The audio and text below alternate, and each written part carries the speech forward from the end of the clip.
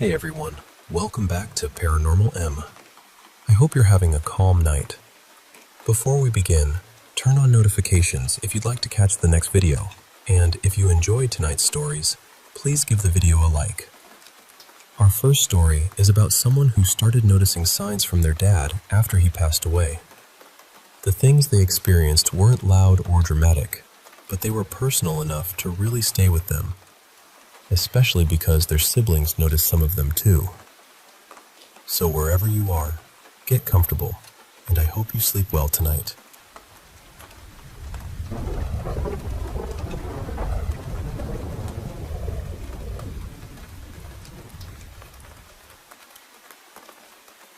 So this happened about 7 months after my dad passed away. Every morning, I'd go out through the garage on my way to school, and one day I stopped because I smelled cigarette smoke. Not just a faint smell either. It was that fresh, familiar smell, like someone had just been standing there smoking. And that shook me, because my dad had been a heavy smoker. The garage was always his spot. That was where he'd go to have a cigarette, think, listen to music, whatever.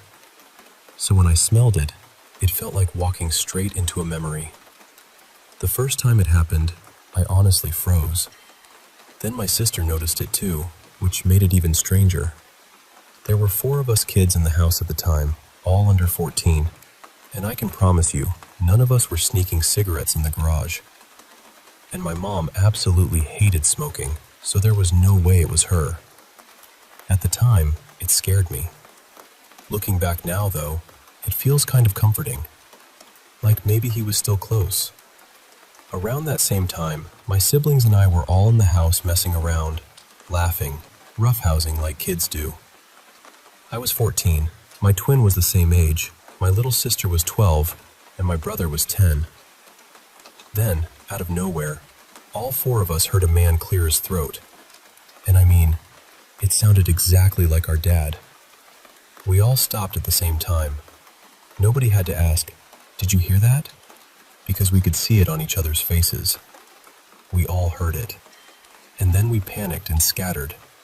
My dad used to clear his throat all the time, probably because of how much he smoked, so it was one of those sounds that belonged to him. You know how some people have little habits that stay in your head forever? That was one of his. Since he passed, I've only dreamed about him a handful of times, maybe 4 or 5 times over the years. Not often. But when it happens, it feels different from a regular dream. It feels sharp and real, like I'm actually with him for a few minutes. The first really vivid dream came not long after those things in the garage started happening. In the dream, he was standing in our kitchen with my mom and my aunt. I remember seeing him from the living room and doing a double take, because there he was. He was wearing a dark suit, which was strange because he never dressed like that when he was alive. He looked a little thinner, too, and he seemed sad. He was just looking down at the floor. I ran over to him and hugged him. I asked him why he was there, why he left us, why he had to go. His death had been sudden, overnight, so there was no real goodbye. That part had always hurt the most. He looked at me and said, "I'm sorry I had to leave. I have to go now, but I'll come back." Even saying that now gives me chills.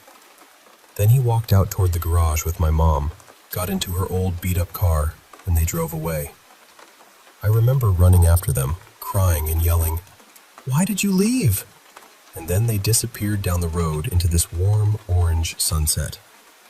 Months later, I finally told my twin about that dream. We'd shared a room our whole lives, and we'd always had that strange twin connection. So I don't know why I waited so long. But when I told her, she got quiet. Then she said she had the same dream, the exact same one. That was the moment I stopped wondering if it was just my imagination. To me, that felt like confirmation. It felt like a visit. As I've gotten older, I notice him in smaller ways too. Numbers mostly. 11/11, 333. His birthday, the date he passed. They show up enough that I notice. And songs, too. That's the one that really gets me. I work from home, so I barely drive.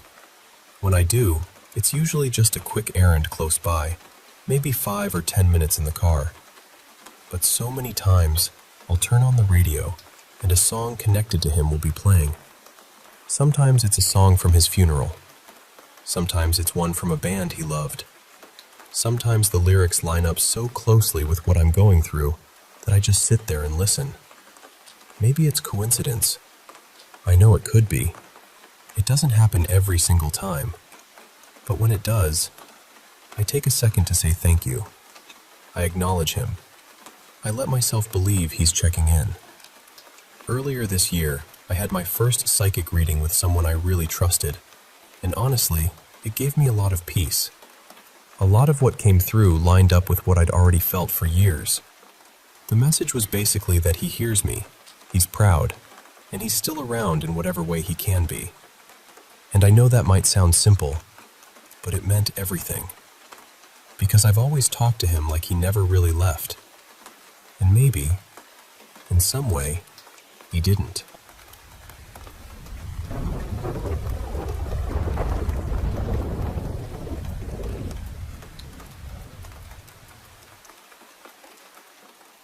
This didn't happen only to me, but it definitely affected me. I work in theater inside this huge old manor from the late 1800s, the kind of place that feels like it remembers every footstep. And yes, it's haunted. Not in a cute, cold spot in the hallway way. Haunted. Over time, I'd gotten used to it. The cast and crew had too. We had this sort of quiet agreement with whatever was there. We did our shows, they stayed mostly respectful, and we all shared the building without making too much trouble for each other. But the owner of the place was fascinated by them. She hadn't really seen them in person, only on CCTV footage, so she kept bringing in different people to try to make something happen. Mediums, spiritual workers, witches, anyone who claimed they could pull the spirits closer. One evening, she hired a small group to do a ritual before the show. I don't know everything they did, but I remember a bundle of horsehair, bowls of bright fruit, incense, and drums echoing through the house. At the time, nothing obvious happened, but later, once the show started, the whole place changed. The show was an interactive horror event. Since the manor was massive, there were different rooms and short scenes, a nun room, an exorcism room, a Halloween-inspired room, a hand possession kind of setup, and a few original stories. Mine was one of the originals. I was alone with the audience, and the whole scene was built around a seance. I always wore protection. I kept a small saint medal hidden inside a locket that was part of my costume. The saint was known for protection against possession and evil spirits, so it made me feel safer. But that night, before I even began, the air felt wrong. Heavy. Sour almost. Everyone noticed it. The actors, the tech crew, even people who normally joked about this stuff were quieter than usual. So before I started, I stood there in the dark and said, very calmly, "Please don't mess with me tonight. I'm just pretending. This is theater. I'm doing this for a paycheck." And honestly, I meant it. It didn't help. During my scene, there was a moment where I was supposed to slip into a trance while showing the audience old photographs. I used the locket as part of the performance, guiding their attention toward one particular face in the pictures. That was when something yanked the locket straight off my neck. Not loose, not snagged, yanked. It hurt badly enough that it scratched my skin and drew blood. I had to stay in character, but inside I was completely shaken. That was the first warning. Later in the scene, I would walk into a corner while my scare actor turned off the lights. Then I'd press a hidden button that triggered these quick camera flash strobes, just enough for the audience to see the scare actor for a few seconds. As I reached for the button, something grabbed my shoulder. Then it whispered right next to my ear. For a second, I thought one of the audience members had tried to scare me back. But when the strobe flashed, There was nobody there. No one close enough. No one even looking like they had moved. I kept going because that's what you do in theater. Your brain panics, but your body follows the script. After that, I was supposed to return quietly to the seance table and ask someone in the audience to light a candle. Then I would reveal that my character was possessed, threaten them softly, snap back to normal, and send them out. I usually kept that part subtle. I didn't want to compete with the exorcism scene next door. That room already had screaming, contortion, the whole thing. Mine was meant to feel quieter and more intimate. But that night, something shoved me into the table so hard it knocked the air out of me. The audience screamed. I was scared too, truly scared. I cut the scene short and told them to leave. Not in character anymore, not really. I just needed them out of that room. Afterward, I searched for my locket and did whatever I could to calm myself down and protect my scare actor. But we weren't the only ones affected. In the exorcism room, a chunk of the ceiling fell near the girls performing there. It wasn't storming, and there hadn't been any warning. Around the same time, my husband, who was in the dressing room fixing part of his mask, had something fall near him too. In another room, one of the actors went into this strange trance state that lasted close to an hour. When he came out of it, he could barely remember what had happened. And in one of the original scenes, the final scare stopped working completely. Later, they found out the thick cable powering the lights, strobes, fog, and sound had been cut clean in half. Not torn. Not chewed. Not damaged by accident. Cut. The kind of cut you'd need proper tools for. The strangest part was that it happened during the show, in an area where people were moving around constantly, and nobody saw anyone touch it. Other rooms had sightings, voices, things moving, but a lot of the cast decided not to acknowledge it. I think everyone was trying to survive the night without giving the place more attention than it already had. Eventually, halfway through the event, we lit a few candles as a peace offering. We didn't make a big performance out of it. We just placed them carefully and asked, in our own way, for things to settle down. And they did. Mostly. But the house never felt quite the same after that.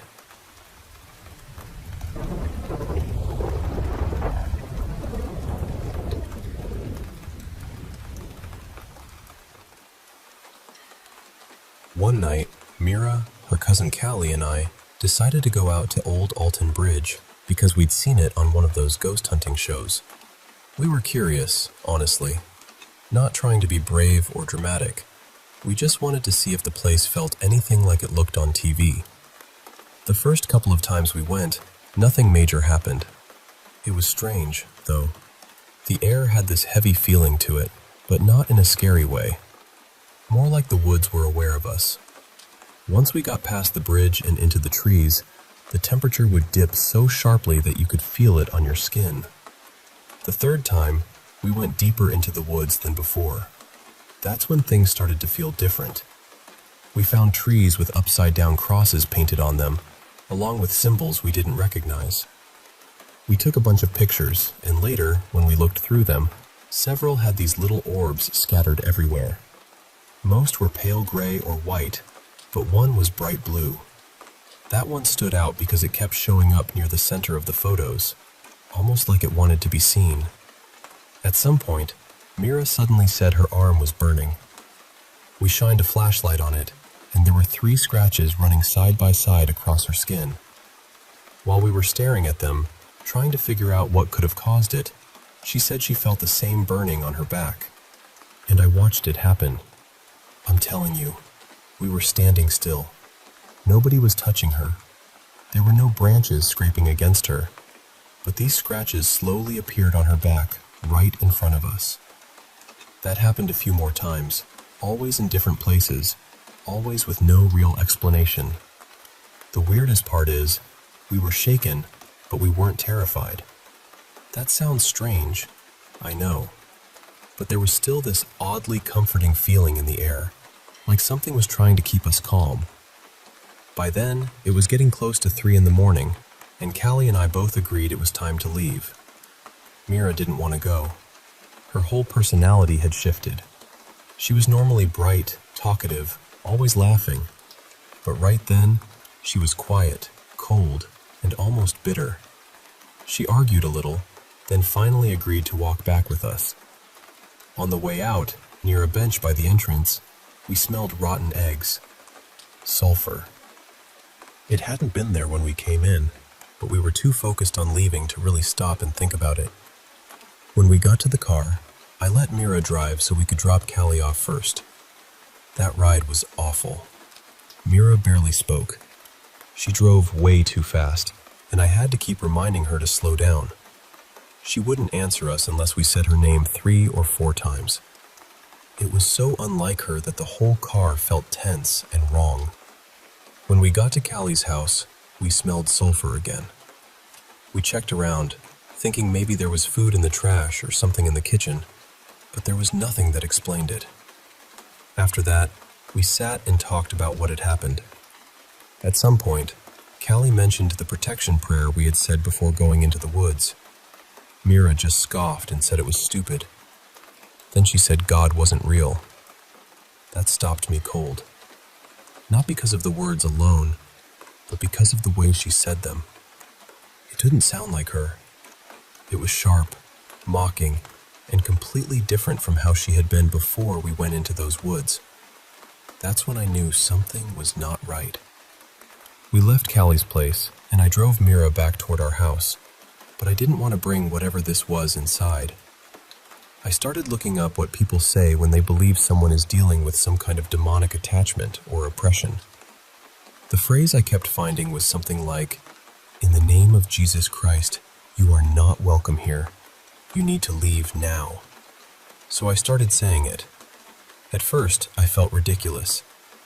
Then I said it again, louder. Then again, more firmly.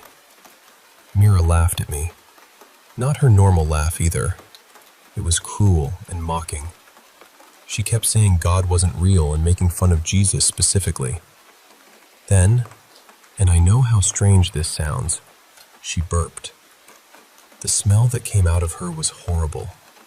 Rotten flesh mixed with sulfur. It filled the car for a second, and then, just like that, she laughed again. But this time it was her real laugh. Her face softened, her voice changed, and she seemed confused, like she'd just woken up from a bad dream. After that, she was back to her normal self, but her memory of what happened was foggy. The next day, we went to our usual corner store to buy cigarettes, and the total came out to $6.66. They had never cost that before, and they never cost that again. I saved the receipt and checked the price several times afterward, just because I couldn't let it go. After that night, Mira had a rough stretch. Her luck got weirdly bad, and she started dealing with anxiety and depression in a way she hadn't before. One day, she even had to leave work in the middle of a shift because she said she could feel it messing with her. Later that same day, we were driving through the neighborhood when a parked car suddenly started rolling out of a driveway straight toward us. We barely avoided it. When we knocked on the neighbor's door and told him what happened, he checked the car and came back completely confused. He said the emergency brake was still engaged, and after that, it worked fine. There were other strange things too, though most of them could probably be explained if you tried hard enough. Not long after, we went to see a man who claimed to be an exorcist. The strange part was that he lived about 5 minutes from us, and he'd had his own experiences at Old Alton Bridge. He had even taken groups out there for ghost hunts. I asked him if I had actually forced something out of Mira that night. He got defensive and told me I couldn't have done that, and that she wasn't really possessed. Looking back, I don't think he was an ordained clergyman or anything. I think he was more of a paranormal hobbyist. Still, that visit stuck with me, and that's the story. I don't expect everyone to believe it. Honestly, if someone told it to me, I'm not sure what I'd think either. But I know what I saw. I know what I smelled. And I know The person who came back from those woods was not acting like the same person who walked in.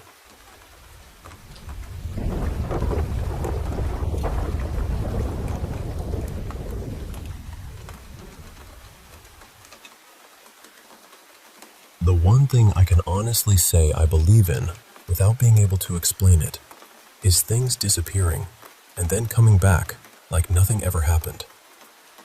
And I know how that sounds. I really do. The first few times it happened, I tried to talk myself out of it. I told myself, maybe I overlooked it. Maybe I moved it and forgot. Maybe it was sitting somewhere else the whole time. But deep down, I knew. I knew where those things had been. The moment that really made me stop brushing it off happened a couple of years ago. My partner and I were getting ready to go to a small get-together at a friend's place. I was ready first, like usual, so I was just waiting around while he finished up. He called out and asked me to put his favorite cap by the back door so he wouldn't forget it when we left. Instead of setting it on the table beside the door, I hung it right on the doorknob. In my mind, that was even better. He'd have to see it when we walked out. About 40 minutes later, we were finally ready. We were standing in the kitchen doing that last-minute checklist people do before leaving. Keys? Wallet? Cash? IDs? Phone chargers? Then he suddenly said, "Wait, my cap. I almost forgot my cap." And I said, "Turn around. It's on the doorknob." Except it wasn't. It was gone. I stood there staring at that doorknob because I knew I had put it there. I knew it. At first, I honestly thought he was messing with me because he did that kind of thing sometimes. But this time, he wasn't laughing. He got irritated and said, "That's why I asked you to put it by the door. Now it's misplaced." That upset me because I felt like he thought I was lying, and then I started getting mad at myself too, wondering if somehow I really had moved it. But I kept coming back to the same thing. I knew exactly where I had hung it. We searched everywhere. I mean everywhere. We pulled cushions off the couch, checked under furniture, opened drawers, looked in cabinets, checked bedrooms, checked places that made no sense at all. 20, maybe 30 minutes went by, and still no cap. Finally, he said, "Forget it. We're already late. I'll grab another one." So we walked from the front part of the house, down the hall, through the dining room, and back into the kitchen where the back door was. And there it was. That cap was hanging right on the doorknob, exactly where I said I had put it. He turned and looked at me like I had done it on purpose, just to get under his skin, and for a second, he was genuinely angry. But then he saw my face.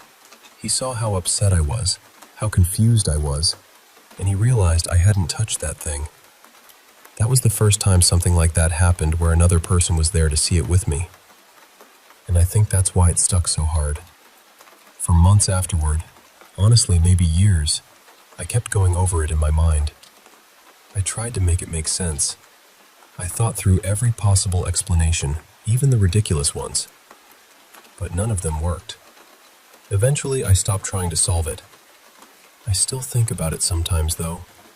It just sits in the back of my mind like a locked door with no key. And I do have my own little theories. Nothing I can prove, obviously.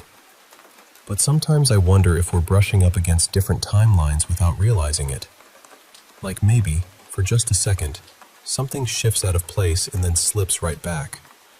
We've lived in our house since around late 2018, and for the most part, it has never felt haunted or anything like that. Not to me, anyway. But there was one other thing that happened there that I still can't explain. One weekday afternoon, it was just me and my old dog, Maisie, at home. The kids were at school, my partner was at work, and we were out in the quiet middle of rural Louisiana. It was around 1 in the afternoon, bright and sunny, and the house was calm. I was sitting on the floor in my daughter's room, doing my hair in front of a mirror. Maisie was asleep maybe 2 feet away from me. Nothing was on except a small lamp. No TV, no music, no fan, nothing. And then I heard my daughter's voice from the living room, clear as day. "Mama! Mama, come here!" It sounded urgent, but not like a full scream. It was loud enough to get my attention, but strangely soft at the same time. That's hard to explain. Our living room has tall ceilings and no carpet, so sound carries in there. If someone yelled, it should have echoed sharply. But this didn't. Still, I knew that voice. In that instant, my mind said, "That's my child, and she needs me." But I didn't move. That's the part that still bothers me. I wasn't frozen because I felt terrified. Fear didn't even hit me right away. I just stayed sitting there, like my body refused to get up. The second I heard it, I looked down at Maisie. She had been completely knocked out, deep asleep, but now she was awake, alert, ears up, staring straight at the open doorway toward the living room. That was what confirmed it for me. I hadn't imagined it. I hadn't just had some weird thought in my own head. My dog heard something too. And Maisie was not the kind of dog who ignored noises. A tiny sound outside could get him up and moving. But this time, he didn't go investigate. He didn't bark. He didn't even stand. He just stayed right there, staring through that doorway. For a good several minutes, we both stayed still. Eventually, I went back to doing my hair, but I thought about it for the rest of the day. I knew my daughter was at school. I knew nobody else was in that house. But I also knew I heard her call for me, and I knew my dog heard it too. That was the only thing like that I ever experienced in that house. But the disappearing items? Things vanishing from the exact place I left them, only to show back up later after I checked that same spot over and over? That has happened more times than I can count, and I still don't have an explanation for it.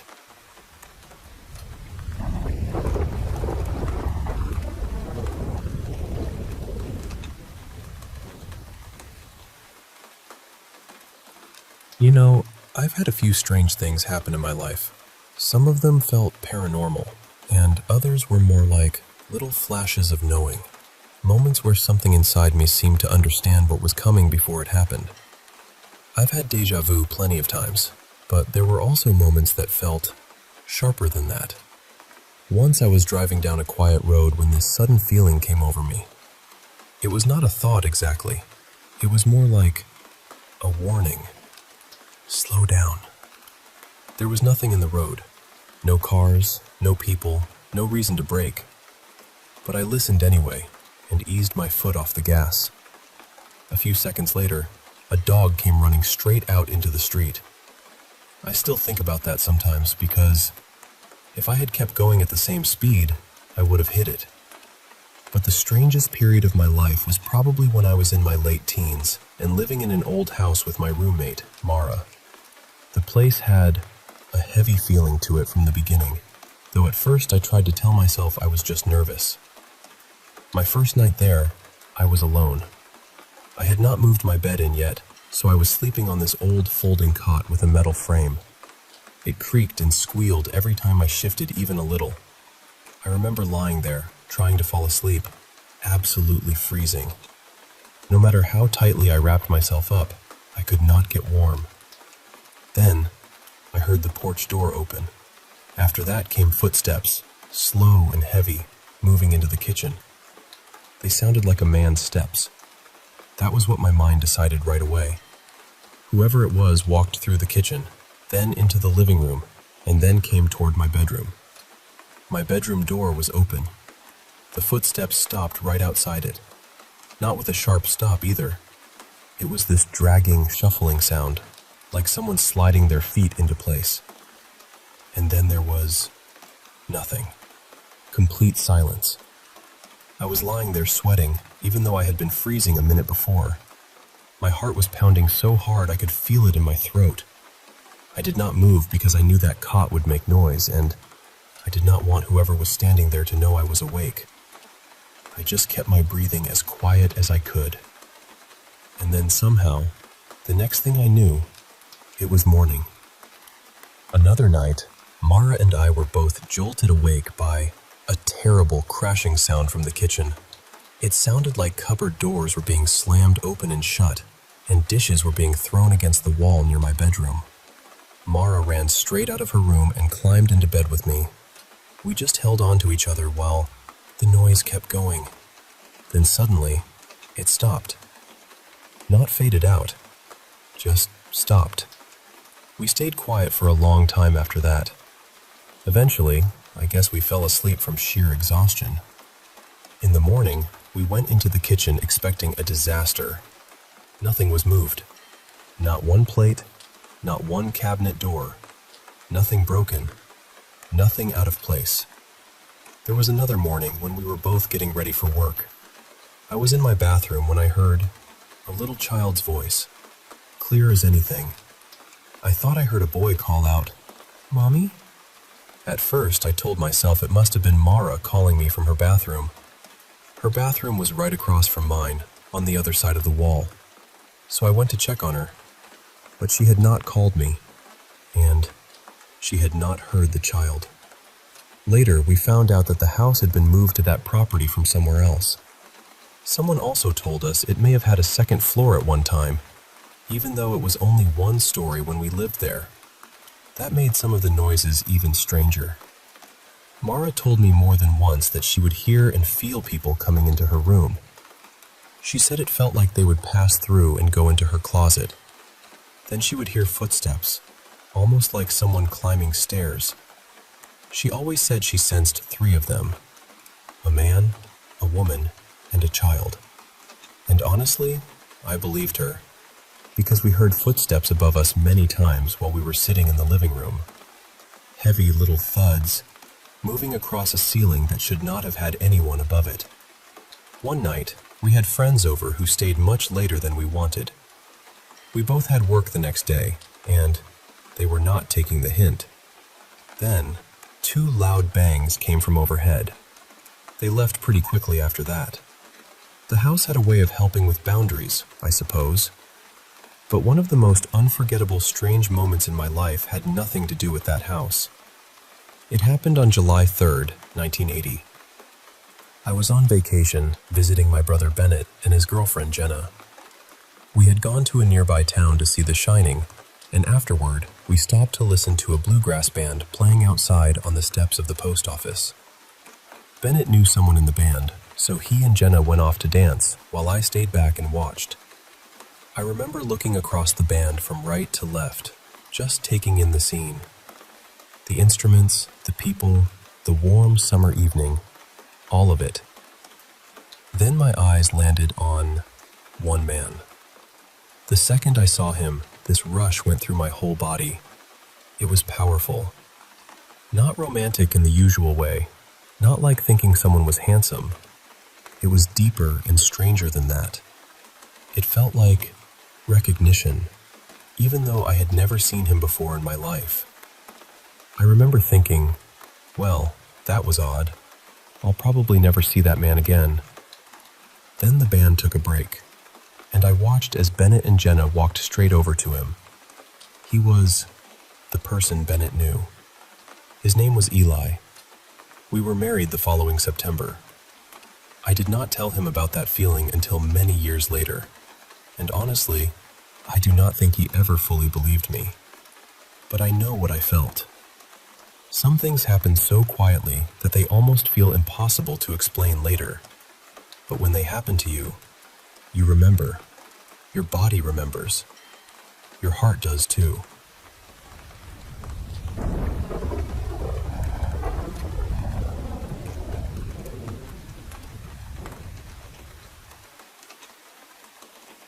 I've got a couple of stories actually, so bear with me for a minute.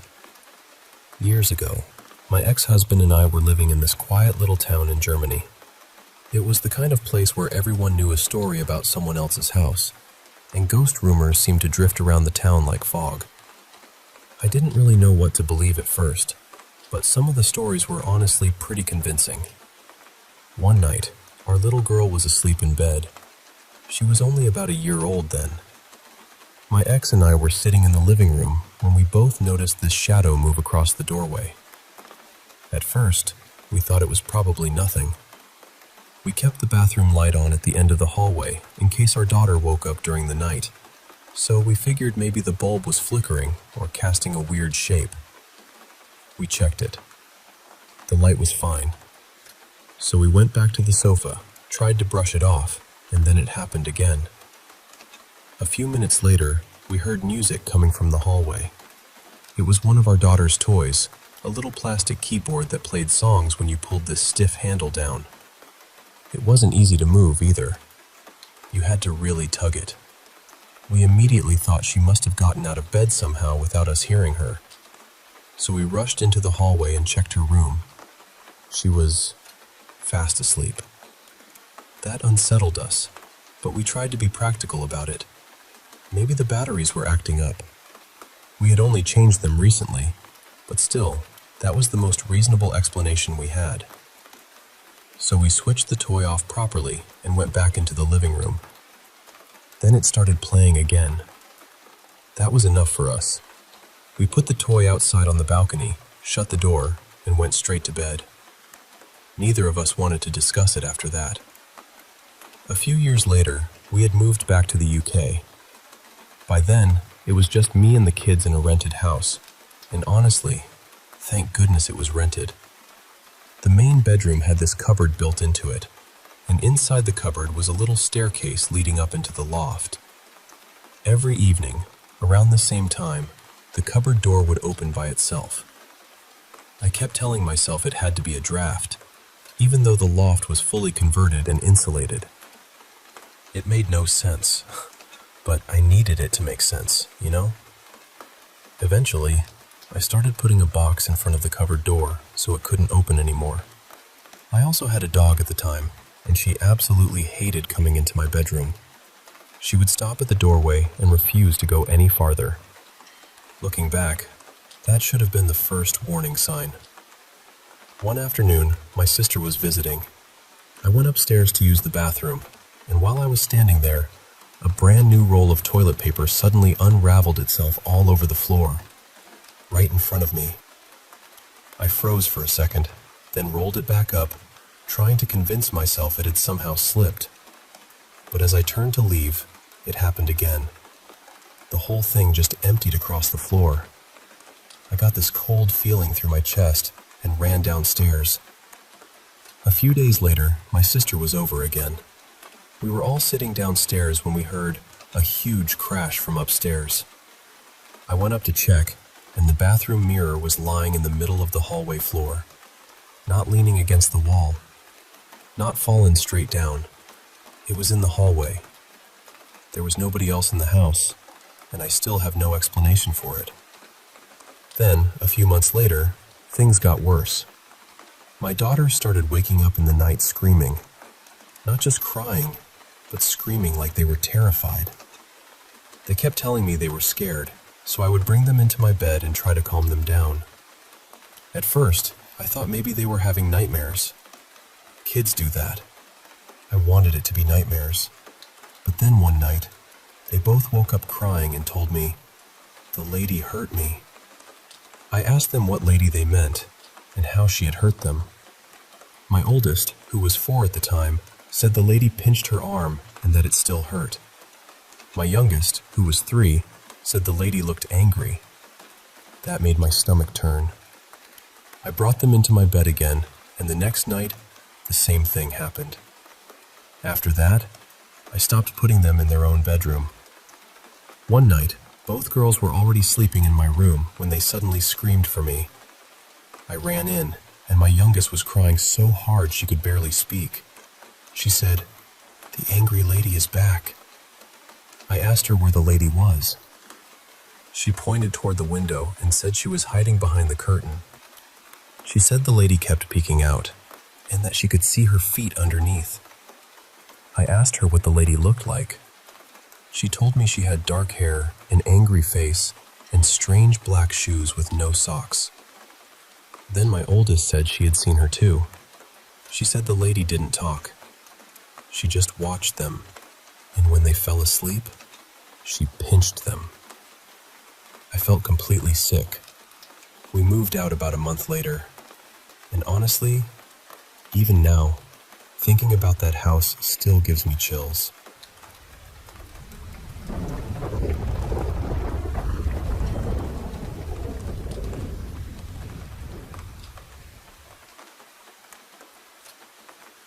I lived in New Orleans for a little while years back, long before Katrina came through and changed so much of the city. A friend of mine, Darren, and I used to take evening walks down by the river. We'd wander a few blocks off Bourbon Street, past the old church, and make our way toward the moonwalk, where you could sit and watch the water move in the dark. One night, I sat down on one of the benches near the docks. Darren had gone up the grassy slope a bit, just hanging back. I was sitting there by myself for maybe a minute when an older gentleman came over and sat on the far end of the bench. He had a cane with him, and one of those old hats that looked like it belonged to another time. Nothing flashy, just neat, worn in, familiar. We started talking. It wasn't anything dramatic, just one of those easy conversations you fall into with a stranger when the night is warm and nobody is in a hurry. He told me he used to live not far from Magazine Street. Said his family had been in that part of town for generations. He talked about the neighborhood, how it had changed, how some things were gone and some things still felt the same, if you knew where to look. Then he started talking about his wife. His voice softened when he mentioned her. He said he missed her. Not in a big theatrical way, just quietly, like it was something he carried with him every day. He told me about his children too, one by one, their personalities, where they had gone, what they had become. I remember thinking he seemed grateful just to have somebody listen for a little while.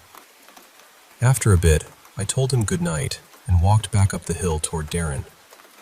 Darren was staring at me strangely. He asked, "Who were you talking to?" I said, "I don't know, actually. I didn't catch his name. Just an older local man. He was telling me about his family in the neighborhood." Darren just shook his head. Then he said, "No, you weren't." I laughed a little because I thought he was messing with me. I said, "What do you mean I wasn't? We were sitting right there. You saw us." He shook his head again, slower this time.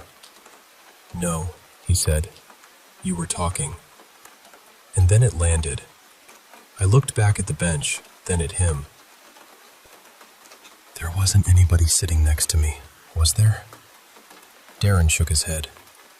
"No, you were by yourself the whole time." And that was New Orleans for you. Beautiful, strange, and never fully willing to explain itself. Not too long after that, something else happened. Same friend, same city. Darren and I were out on Bourbon Street one night, caught up in the noise and music and heat. The street was packed, the kind of packed where everyone is shoulder to shoulder and the whole place feels alive and half unreal.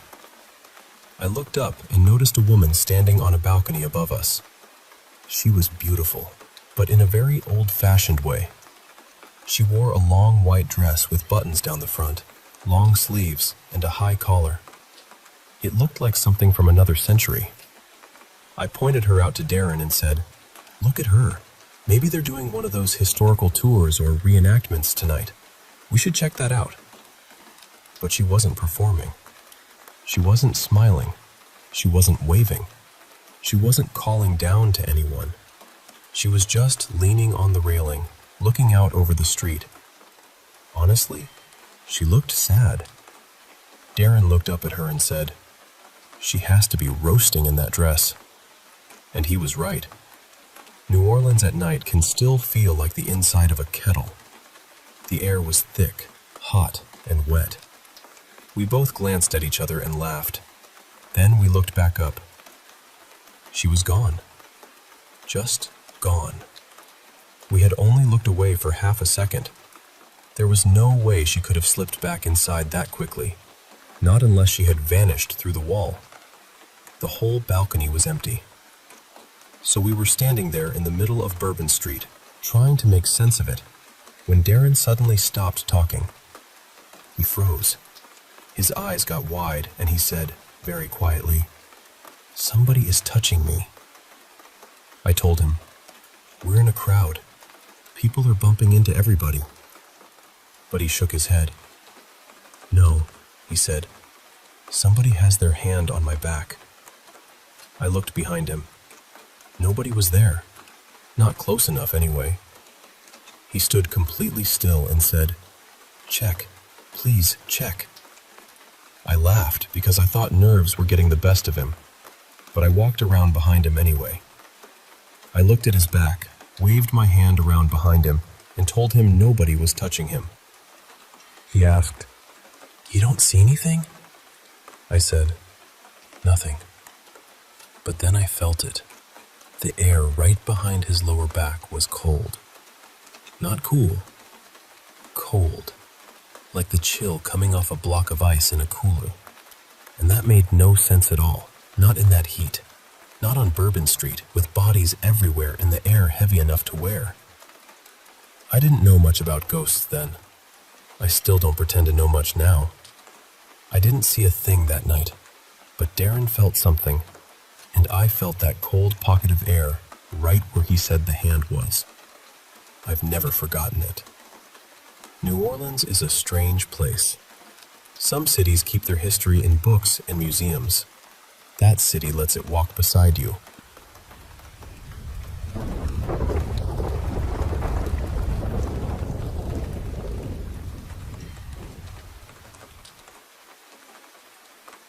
I want to tell you about something that happened to me after basketball practice one evening, because even now, when I think back on it, I still don't have a normal explanation for it.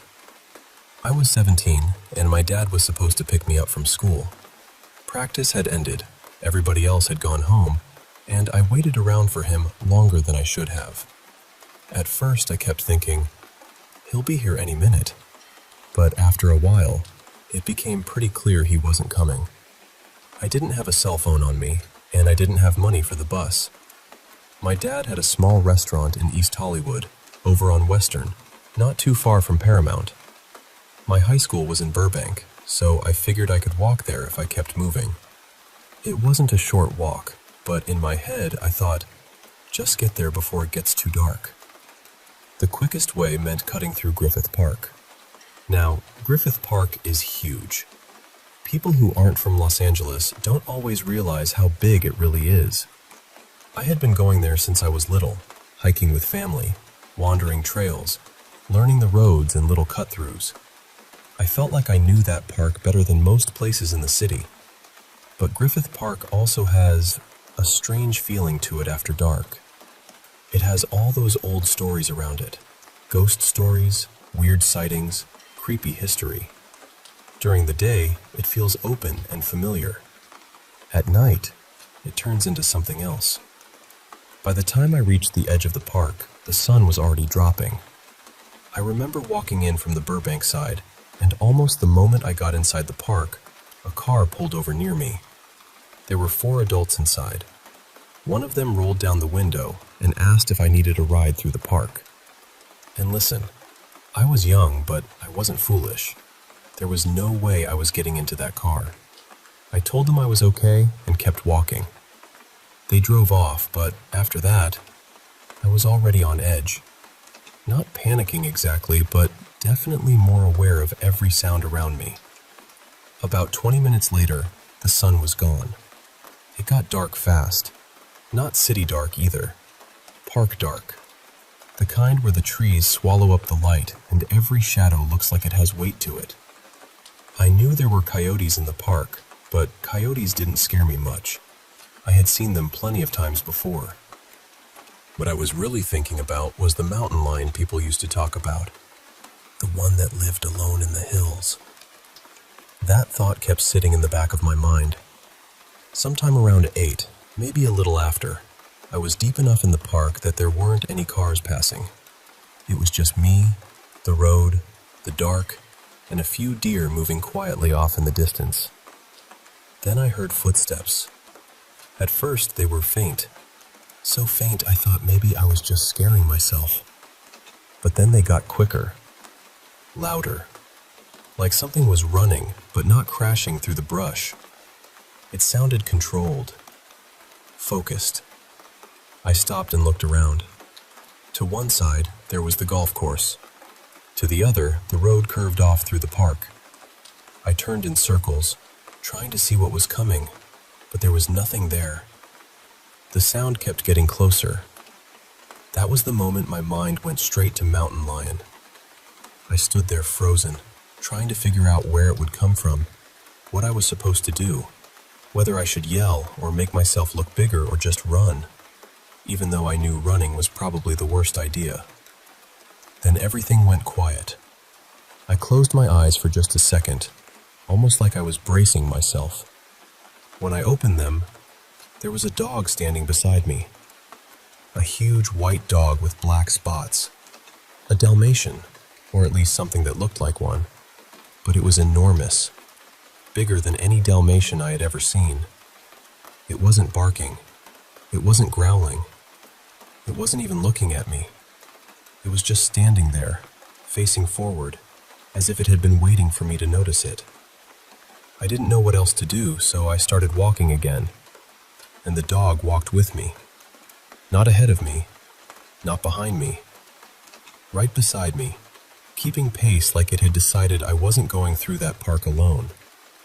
Every half minute or so I would glance over, and it would still be there, calm, silent, steady. I can't explain how much that changed the feeling of the walk. A few minutes earlier, I had been completely alone in the dark, imagining the worst. And then suddenly, I had this strange, quiet companion beside me. We walked like that for a while. No barking, no sniffing around, no wandering off. Just the sound of our steps moving through Griffith Park. When I finally got closer to the main street near Los Feliz, I looked over again. The dog was gone. Not walking away, not running into the trees, not crossing the road. Just gone. There was nowhere it could have disappeared to without me seeing it. I had been checking on it the whole time. One moment it was beside me, and the next moment it wasn't. I made it out of the park safely and kept going, but I've never forgotten that dog. I know how it sounds. I really do. But to this day, the only explanation that feels right is that some kind of ghost dog walked me through Griffith Park that night. And honestly, I'm grateful it did.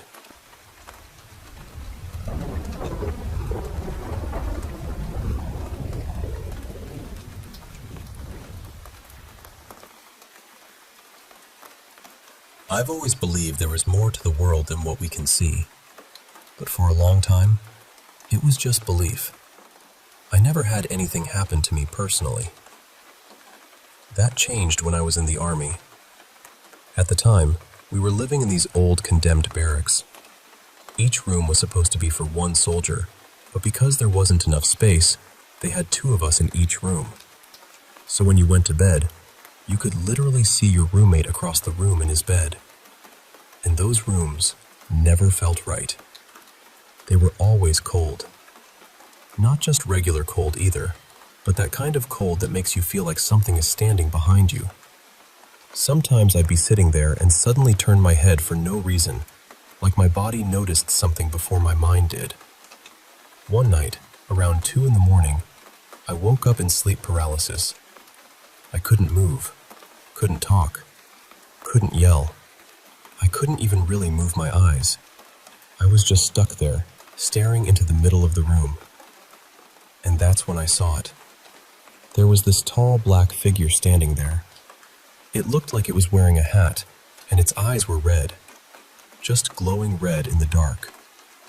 Now, I know people say you can see strange things during sleep paralysis, and honestly, I probably would have accepted that explanation. I really might have.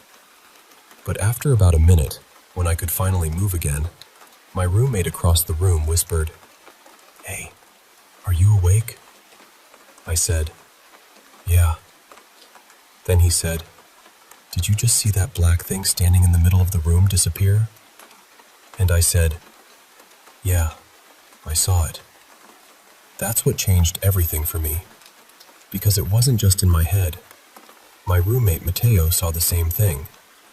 A couple months later, something else happened in that same room. I was on a video call with my girlfriend at the time, Lena.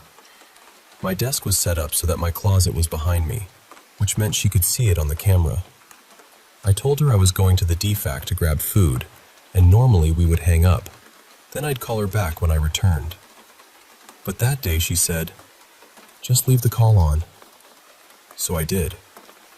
I walked to the DFAC, which was maybe 5 minutes away. While I was gone, she texted me and asked if Mateo was in the room. I told her no. He had started dating someone off base, so most days and a lot of nights, he wasn't there. And Lena knew him too, so if he had walked in and seen her on the laptop, he would have said hi. Then she told me she was hearing noises. She said she kept seeing a strange shadow moving around in the closet behind me. I had no idea what to say. I told her I didn't know what she was talking about. When I got back, the door was still locked and nothing was in the closet. After that, nothing major happened again in those barracks. But I'll tell you this, being alone in that room never felt normal. It always felt like something was in there with me, just waiting quietly. Eventually, our commander found out the barracks were condemned, which somehow took years, and we finally moved into newer barracks. Everyone got their own room. Privacy, clean walls, normal air. And the difference was unbelievable. The old barracks felt heavy and gloomy. The new rooms felt bright, like the whole building could breathe. But that wasn't the end of it. The next things happened at my grandmother's house in Guatemala. Both my parents are from Guatemala, and my family had this old house there that was built back in the 90s. It was honestly falling apart. The roof had holes in it. The bathroom barely worked. There wasn't even a proper bathroom door, just a curtain. My parents had wanted to tear the house down for years and build something safer and more modern, especially because they planned to retire there someday. But my grandmother, Rosa, didn't like change. If she planted something in the yard and you wanted to move it, she would argue with you. So demolishing the house while she was alive was never going to happen. She passed away a few years ago at 99. After that, my parents finally started building a new house. By the time I visited, it was mostly finished. I finally had a clean room, a shower, a working toilet, and a real bathroom door. Trust me, after years of that old curtain situation, that felt like luxury. On the first night there, the family was outside talking around 7 in the evening. In Guatemala, by 7, it's already completely dark. I was tired, so I went to my room to lie down. I turned off the light and started scrolling on my phone. After a while, I heard something faint near my right ear. At first, I thought maybe it was outside, so I put my phone down, closed my eyes, and listened. It sounded like someone crying.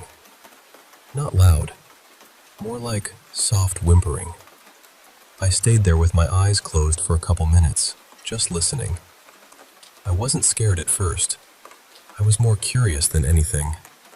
But then, for some reason, my attention went straight to the corner of the room. It was dark in there, but this corner looked darker than the rest of the room. I don't know how else to explain it. It felt like something was about to form there. That's when I got scared. I got up and went outside with everyone else. I told my mom what happened, and she asked, "Are you sure?" I said, "Yes." And right after I said that, this gold orb appeared on my right side. Everyone saw it. It floated across the yard toward the area where my dad wanted to build a garage, and then it just disappeared. My aunt said that sometimes a gold light like that can mean buried treasure. And the strange thing is, there were old family stories about my grandfather having a sack of gold coins when my mom and her siblings were little. They used to play with them.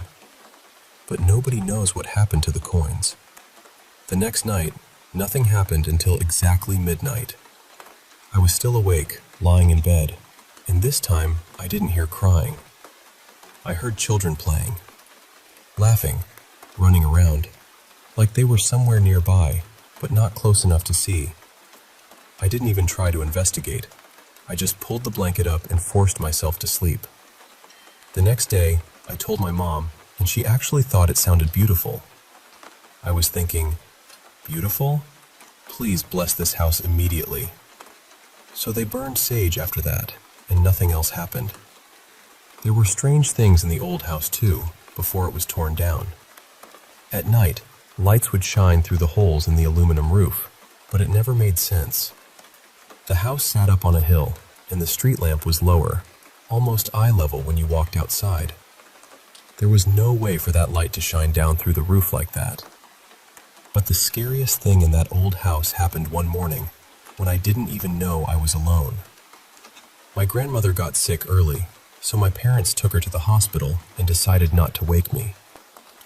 I woke up later, went to the bathroom, then came back to my room and left the door open. From my bed, I could see into the living room and across toward my grandmother's room. Right outside my door, there was a green plastic chair with its back against the wall. I was lying there on my phone when I heard the sound of a chair being dragged. I looked up.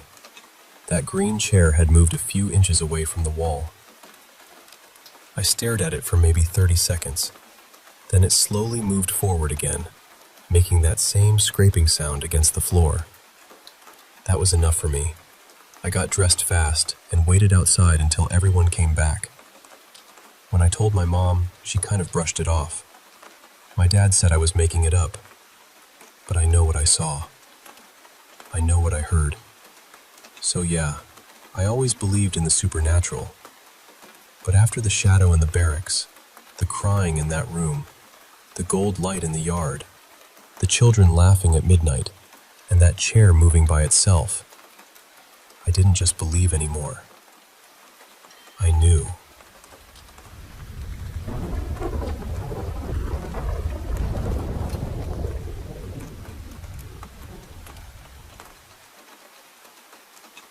The first night I stayed in that house, I wasn't even officially with my girlfriend yet.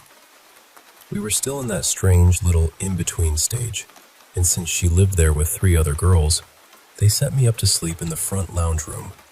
And I remember thinking, even then, that it was odd. Not scary at first, just odd. It was this big, quiet room at the front of the house, but nobody ever really used it. Later on, I found out all 4 of the girls avoided it because, in their words, it had bad energy. That night, I kept waking up, not once or twice, over and over. I could hear footsteps moving through the house, heavy ones, like adults walking up and down the hallway. But mixed in with them were these lighter steps, quick little steps, almost like children running around barefoot. The next morning I said something like, "You girls are seriously active at night, aren't you?" And all 4 of them just looked at each other, not laughing, not confused, just these quiet, knowing looks. That was when they told me they thought the house was haunted. I tried to brush it off. I really did. I remember thinking, right, okay, sure. But the thing that unsettled me was how certain they all were. Nobody was trying to scare me. Nobody was making it dramatic.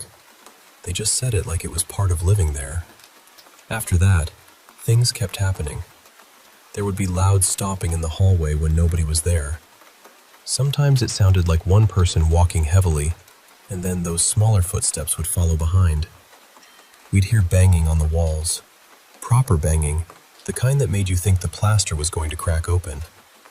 Things would disappear and then turn up somewhere ridiculous. Keys on a windowsill nobody used. A hairbrush in the kitchen drawer. Little things, but enough of them that it stopped feeling like ordinary forgetfulness. One of the girls, Naomi, saw a woman walk past the bathroom door one night. We were all sitting together, talking, and she suddenly went completely pale. She said this woman had gone by in an old blue dress, just gliding past like she belonged there. Naomi was probably the most skeptical person in the house, too. She didn't enjoy ghost stories.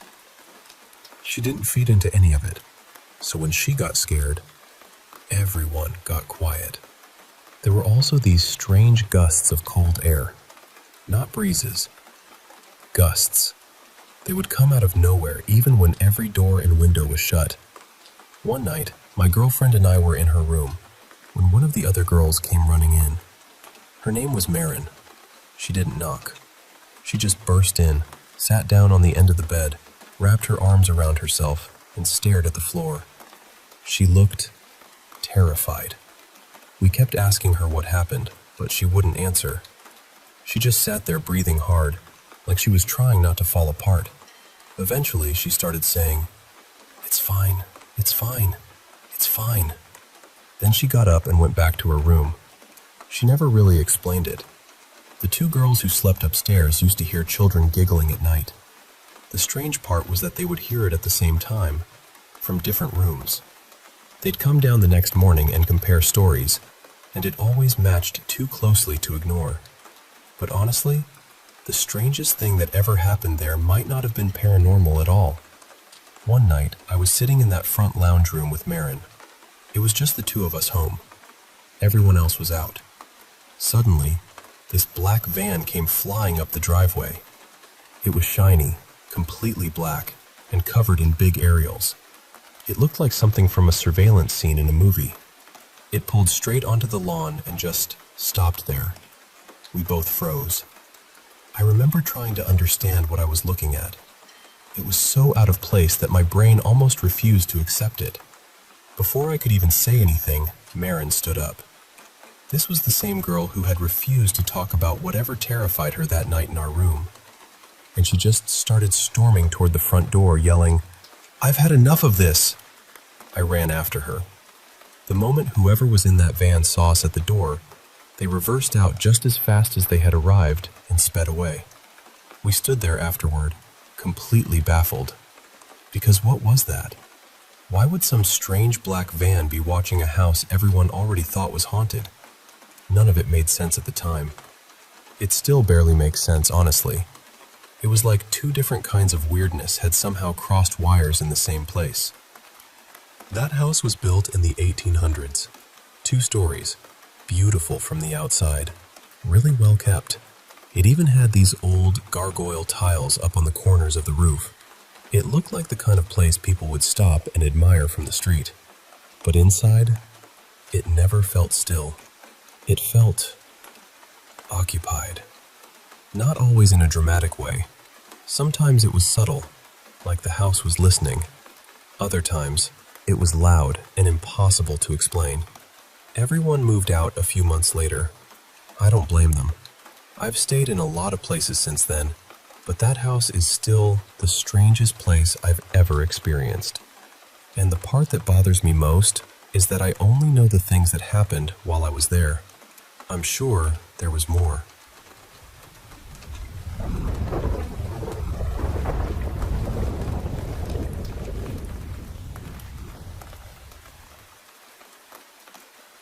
So, this one needs a bit of background first.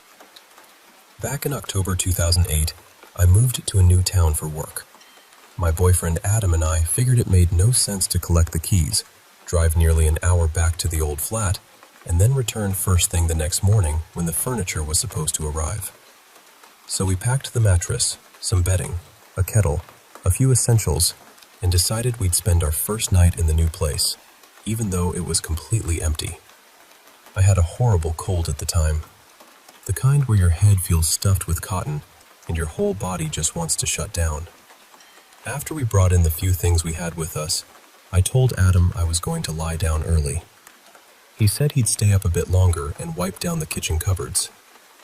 At some point during the night, I woke up because the landing light was on. It was shining into the bedroom and casting this pale strip of light across the wall I was facing. I assumed Adam had switched it on, so I rolled over toward the open bedroom door, and standing right there, in the doorway, was an elderly woman. Not a shadow, not something vague in the corner of my eye. She looked completely solid. She was just standing there, looking straight at me. The strangest part was that she didn't seem startled at all. She almost looked pleased, really. She had this soft, kind smile on her face, like she'd been expecting me. But in that moment, I wasn't thinking ghost. I thought someone had broken into the house. I turned and saw Adam asleep beside me. I grabbed his arm and started shaking him awake. When I looked back at the doorway, she was gone. We searched the whole house.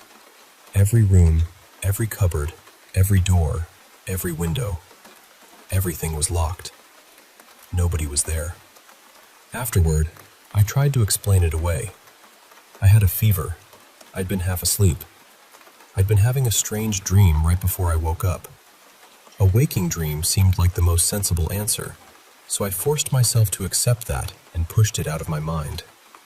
About a week later, I was at work one evening when Adam called me. I could hear straight away that something had rattled him. He told me he'd been eating dinner in the living room when he looked up and saw an elderly woman standing outside the front window, looking in at him. The window was closed, and she was just there, watching him. He said he shouted, "What are you doing?" But she didn't turn and walk away. She slowly faded, just faded out until there was nothing there. I asked him to describe her, and he described the exact woman I had seen in the bedroom doorway. He hadn't been asleep. He hadn't been ill. He was wide awake, eating dinner, minding his own business. We only lived in that house for about 9 months because the landlord decided to sell it, and we never actually saw her again. But we heard things. Footsteps on the landing at night were common enough that we stopped pretending we hadn't heard them.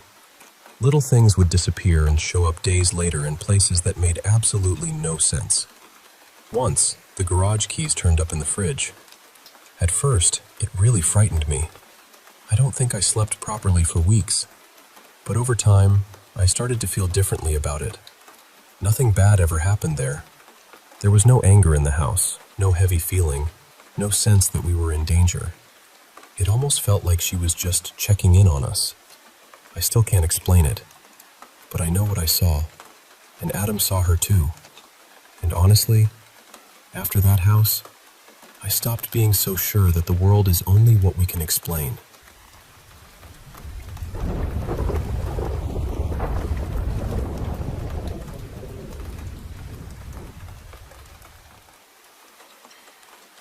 I'll start by saying, I used to be a serious skeptic.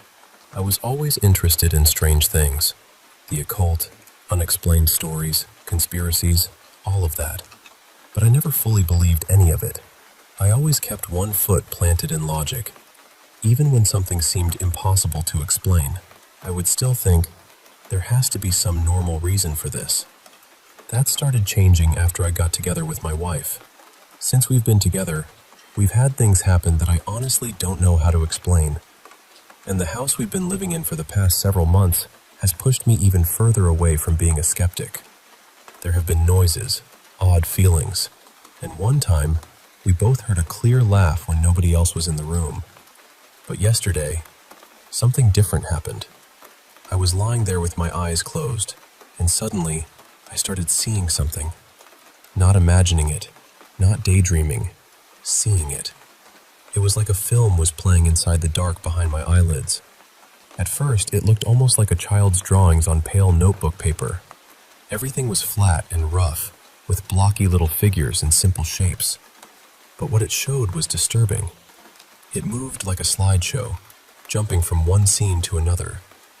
I saw groups of people rising up, conquering other groups, building strange kingdoms, and then slowly becoming twisted by power.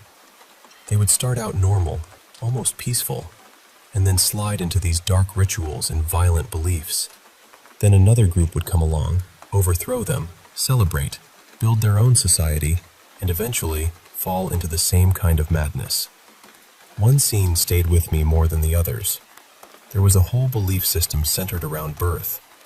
Women were suspended upside down in some kind of ceremonial way, treated less like people and more like vessels. The whole thing felt ancient and sick, like a culture that had turned life itself into something cruel and ritualistic. There were other scenes too. One society built around eating the dead, another around strange ceremonies of dominance and punishment. Some parts were just kings sitting on thrones, looking empty and bored, as if every empire ended the same way. While this was happening, my wife was lying beside me. I told her I was seeing something strange, but I only gave her the general idea. I didn't explain every detail, especially not the birth ritual part. Now, my wife has always had intense lucid dreams. She says she meets masked figures in them, and they make her repeat certain scenes until she does whatever it is they want. I actually had a dream like that once as a kid, and it felt like I was trapped there for years. The figures never spoke. They just kept forcing me through awful moments until I somehow figured out the right thing to do. So today, while I was at work, my wife called me. She sounded shaken. She told me that when she closed her eyes, she saw something almost exactly like what I had described, except hers looked more real. She said it was like watching a documentary, and the part she saw was about a strange religion centered around women giving birth. That stopped me cold, because I had not told her that part. That was just one small detail from what I saw, and I kept it to myself. But somehow, she saw it too. We don't know what to think. Maybe there's some kind of outside influence. Maybe it's an entity. Maybe it's something about this house. Maybe there's a rational explanation buried somewhere, but right now, it doesn't feel like our minds created this on their own. It felt shown to us. We're not panicking. Strange things happen here often enough that we've learned not to spiral every time. But this was different. This felt directed. I'm sharing this because I'm hoping someone out there has heard of something similar.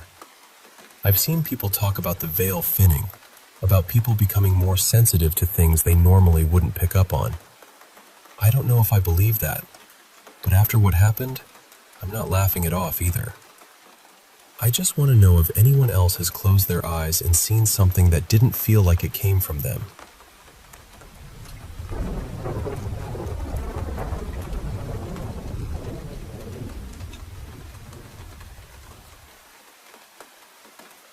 I want to tell you something, and I hope you'll hear me with an open heart.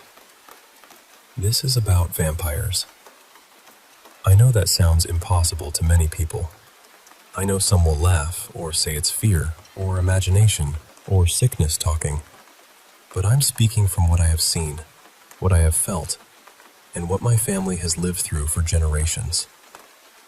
I believe vampires are real. Not the kind from movies, with capes and castles and glowing eyes, but the kind that can stand right beside you and look completely human. The kind that knows how to hide. The kind that can take from people and leave them confused, weak, and unable to explain what happened. I have seen people I love suffer in ways that never made sense. I have watched family and friends become drained, frightened, and changed, while I stood there feeling helpless. And the hardest part is this. I believe many people have gone through the same thing, but they don't remember.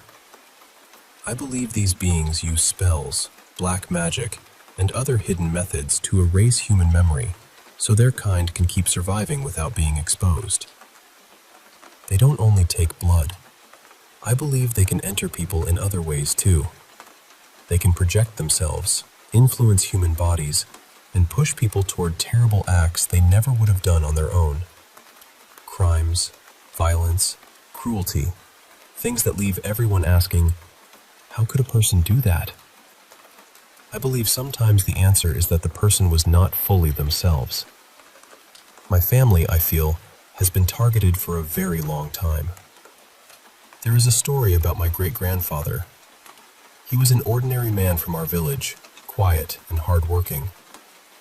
One evening, while walking near the old tamarind trees outside the village, he saw what looked like a thick, fallen branch lying across the path. It was dark, heavy, and still. At first, he thought the wind must have broken it from a tree. He picked up a small stick and touched it. Then it moved. The thing twisted and lifted itself, and before he could understand what he was seeing, it took the shape of a huge snake. No one in the family ever knew for sure if it bit him, or if something else happened in that moment. But he came home burning with fever. Within days, he was gone. My grandmother was only a little child then. After that, trouble seemed to follow our family. We lost money again and again. People fell ill without clear reasons. Arguments broke out in the house over small things. Whenever my parents tried to save even a little, something would happen. Money would vanish. Things would be stolen. Strange visitors would come into our home, acting friendly, but I remember them trying to hide things in our cupboards and wardrobes. At the time, we would forget. It was as if a fog was placed over our minds. But now, somehow, I remember. I believe their methods have changed with time. Now they don't always come like shadows in the night. I believe they use needles, syringes, and injections to draw blood from people, and then they wipe away the memory afterward. I have fallen ill many times for reasons doctors could not clearly explain. I have been hospitalized more than once. I have lost strength, peace, and even parts of my career because of what I believe they have done. I am not sharing this for attention. I am sharing it because I want people to protect their families. Please pay attention to the people around you. Pay attention when someone becomes weak for no reason, when memories feel broken, when money disappears, when a home that once felt safe begins to feel heavy. Sometimes evil does not arrive looking like evil. Sometimes it smiles, speaks politely, and lives right next door. To these vampires, humans are not people. We are food. We are something to be kept alive only so they can keep taking from us. They drain people little by little until their minds and bodies begin to collapse. Then those people are left on medication, trying just to function, trying to survive a life they can barely explain. It has taken a lot of courage for me to say all this out loud. I still struggle. I take pills so I can keep going, so I can appear normal, so I can get through ordinary days while feeling that something dark is still moving around us. It is painful to watch what I believe is evil thriving while people who have suffered are dismissed or ignored. But I still pray. I pray there are forces, seen or unseen, that protect human beings. I pray for families like mine. I pray for peace in a world that feels like it is carrying a much greater darkness than most people realize. And if my words reach even one person who has felt something similar, then I hope they know this: you are not alone.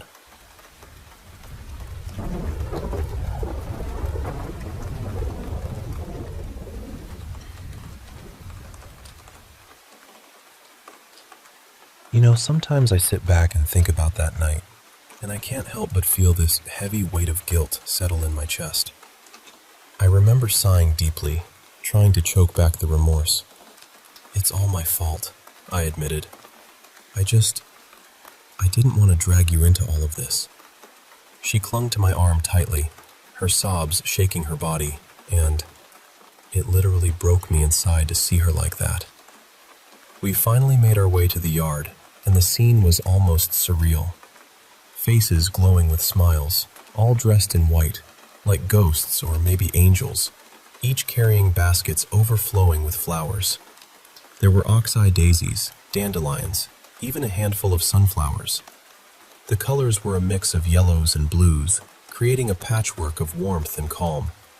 I counted nearly 30 people gathered, and right in the center of the yard stood this massive table made from fir wood, solid and sturdy. Suddenly, a hand landed on my shoulder, and I jolted back, nearly stumbling over myself. How on earth my mother managed to sneak up on me, I'll never understand. She's not exactly silent or subtle. We're getting ready for the bonfire. She has to be part of it, she said firmly. I shook my head, barely able to meet her eyes. I'm not letting her out of my sight. But Mom was insistent. Then you can start cutting the bread, she said, pointing towards the kitchen. It's right by the back entrance. So, Lily and I kept to ourselves, just watching the others. You wouldn't believe the tiny details that most people would overlook if they weren't paying attention. Like the way they'd tied living snakes into the maypoles, a strange, almost eerie sight, supposedly to absorb any corruption that dared to enter. Or how nobody wore wool because wearing the fur of a prey animal would supposedly invite predators. It was 100 little rules, all followed without question. And there we were, on our knees, cutting bread. I could hear Lily mumbling under her breath, her thumb gently brushing the golden cross that hung from her necklace. She was praying, no doubt about it. I leaned close, making sure no one else could hear. "Not here," I whispered urgently. "They're not rational, not like us." Her voice was barely audible. Have you done this? Are you part of this?" I shook my head slowly. "No, not like this. But you know what this is." "Usually, yes, but..." Before I could say more, someone cleared their throat behind us. I turned to see my dad, and he looked at me with that apologetic smile he always wore when he knew something was going to be hard. "I'll just borrow him for a few minutes," Dad said. "We'll be right back." The shadows in the yard were starting to grow longer, darker. Back in the old country, the midnight sun would keep the sky bright for days, but here in Minnesota, twilight crept in fast. Still, it was probably around 7 p.m., and the light outside was soft, almost dreamlike. It messed with my sense of time. Dad glanced back over his shoulder to make sure we were alone, then turned to me with a serious look. "You love this girl?" he asked, his voice low. "You want to spend the rest of your life with her?" I swallowed hard, thinking of Lily, her gentle eyes, her quiet strength. "I know she's a Christian, but..." "I'm not asking about that," he interrupted, placing his hand gently on my cheek. "I want to know if you love her, the real her. Do you?" I looked toward Lily, standing across the yard, her gaze fixed on me. Of course I loved her. I nodded quietly. Dad smiled and gave me a firm pat on the shoulder. "Then you'll be fine," he said. An hour passed. The centerpiece table was now decorated with flowers and branches, its surface alive with color and fragrance. My heart pounded in my chest, nerves twisting like vines inside me. My mother's voice suddenly cut through the quiet, calling out to the others with an old herding call, this haunting, howling sound that echoed across the fields. Slowly, from every shadowed corner of the clearing, people emerged, faces familiar yet strange, all draped in white. She spoke to them in the old tongue. I caught only fragments. Prayers to the black-horned virgin, the goat-legged mother, the mountain spirits, and the land that nurtured us. She spoke of our offering and the blessings we hoped to receive, to bring new life into the footsteps of the old blood. Then, my dad stepped out of the kitchen, completely naked. It took me a moment to process what I was seeing. By the time I scrambled to my feet, 4 men were already moving toward me, grabbing me firmly to hold me back. Lily's eyes darted between us, confusion and terror written all over her face. I started screaming. I don't even remember the words, but it was raw, desperate, like tearing something from the very core of my soul. I screamed as they laid him out on the table. I screamed as the axe was raised high. My screams tore through the night, my throat raw and my face burning red. But then, silence fell, heavy and suffocating, as the axe came down. This was why Dad wanted me to be sure. The greater the blessing, the greater the offering. Amidst dozens of jubilant voices and cheers, I sat down and wept like a child. They shattered the table into pieces and used birch branches to spread his blood around. Then they cut him open, stuffing his body with fir branches and spices, a dead head biting down on an apple placed carefully atop the pile. All arranged neatly, then set aflame.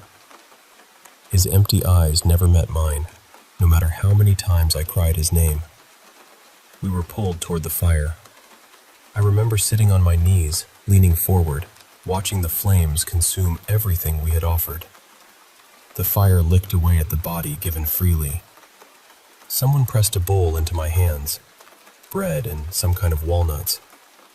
Lily's bowl was different. Hers was filled mostly with sunflower seeds.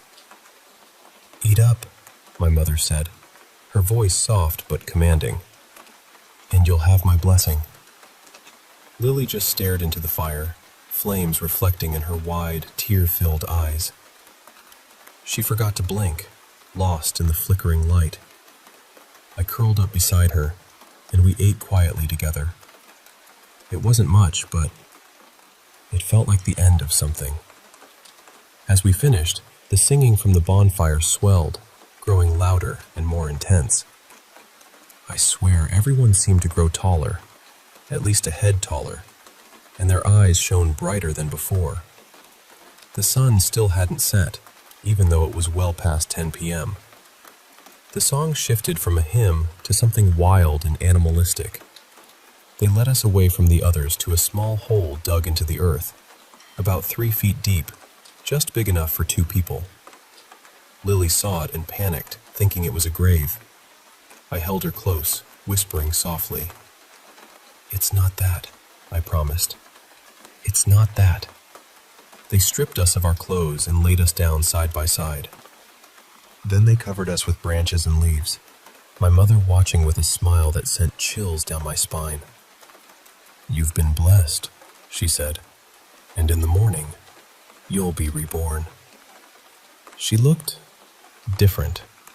Her eyes were colorless, almost glowing, and her teeth had grown sharper.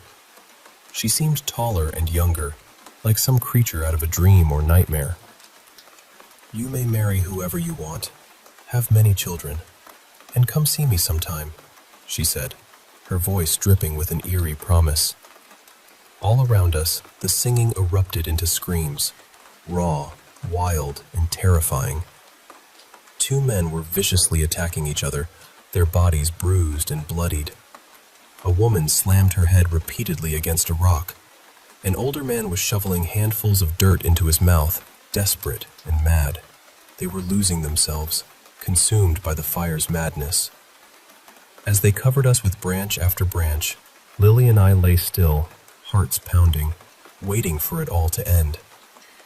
I squeezed her hand tightly, the warmth and fear mingling in that dark, quiet moment beneath the earth, hoping with everything I had that morning would bring some kind of light, some kind of rebirth.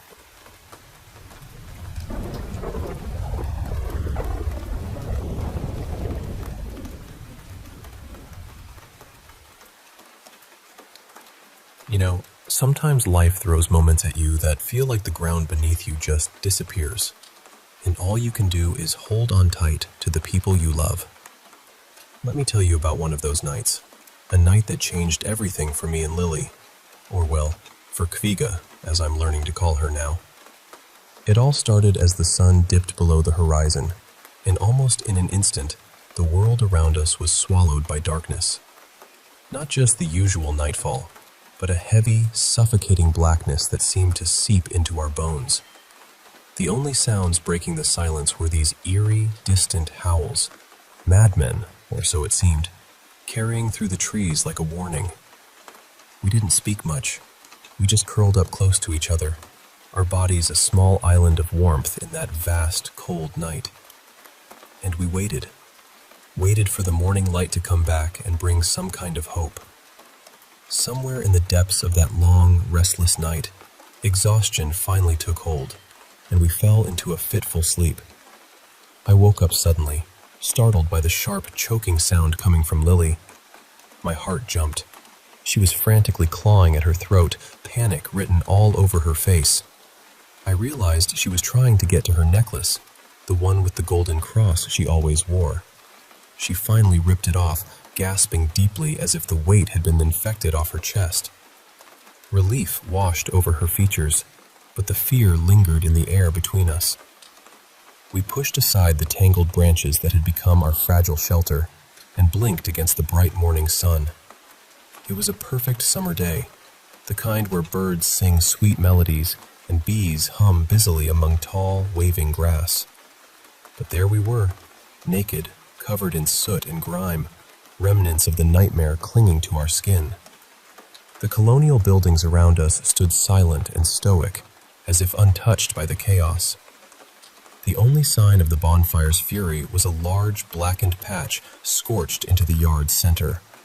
The maypoles, once colorful and lively, were nowhere to be seen. I just sat down on the cool grass, trying to process it all. The world felt surreal, like a dream I couldn't wake up from. Meanwhile, Lily was bent over, dry heaving quietly into the grass. I called her name softly. "Lil? Are you okay?" She just shook her head slowly. Honestly, I couldn't blame her. We gathered our clothes, still warm from the fire's heat, and made our way back to the car. The tires were shredded, ruined beyond repair. But at least the car was intact enough for us to call for help. For a long moment, we just sat there inside the air-conditioned cabin, leaning back into the soft leather seats. I stole a glance at Lily, and something was different.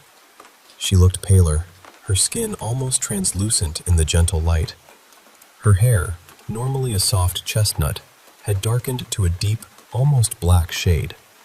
But the most unsettling change was in her eyes. Her usual clear green had faded into a muddy brown, like something had clouded her very soul. She stared straight ahead, expression blank and distant. I reached out, voice trembling. "Lil?" She cut me off sharply. "Don't call me that." "What do you mean? That's always been your name." Her voice cracked, a raw edge I'd never heard before.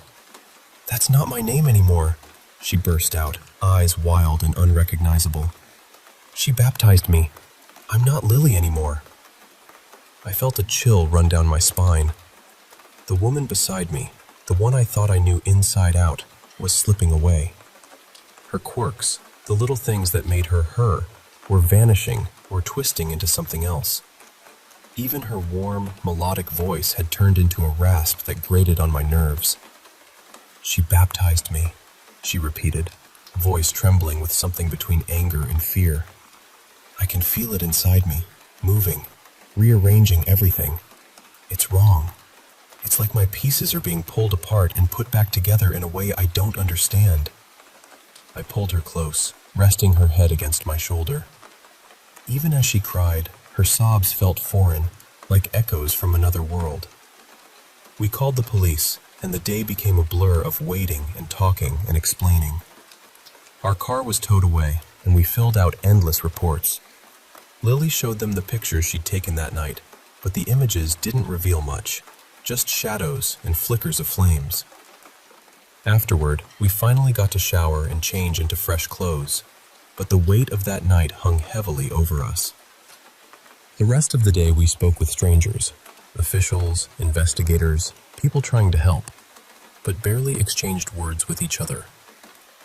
So much has changed since that night. Our house no longer has any crosses hanging on the walls. And Lily, well, she asked me to start calling her Kviga now. Sometimes, in the quiet darkness, I hear her whispering in a language I don't recognize. A language that feels ancient and strange. But despite all this, she's still her. She still loves watching cupcake videos on YouTube. Still flashes me that gentle, sleepy smile in the mornings. She sings off-key in the shower, and before we leave for work, she presses a soft kiss to my cheek. She's still the sweetheart I fell in love with. Yet beneath it all, something deep inside has shifted, like a hidden current pulling us both into unknown waters. And every day, I'm learning how to navigate this new reality with her beside me.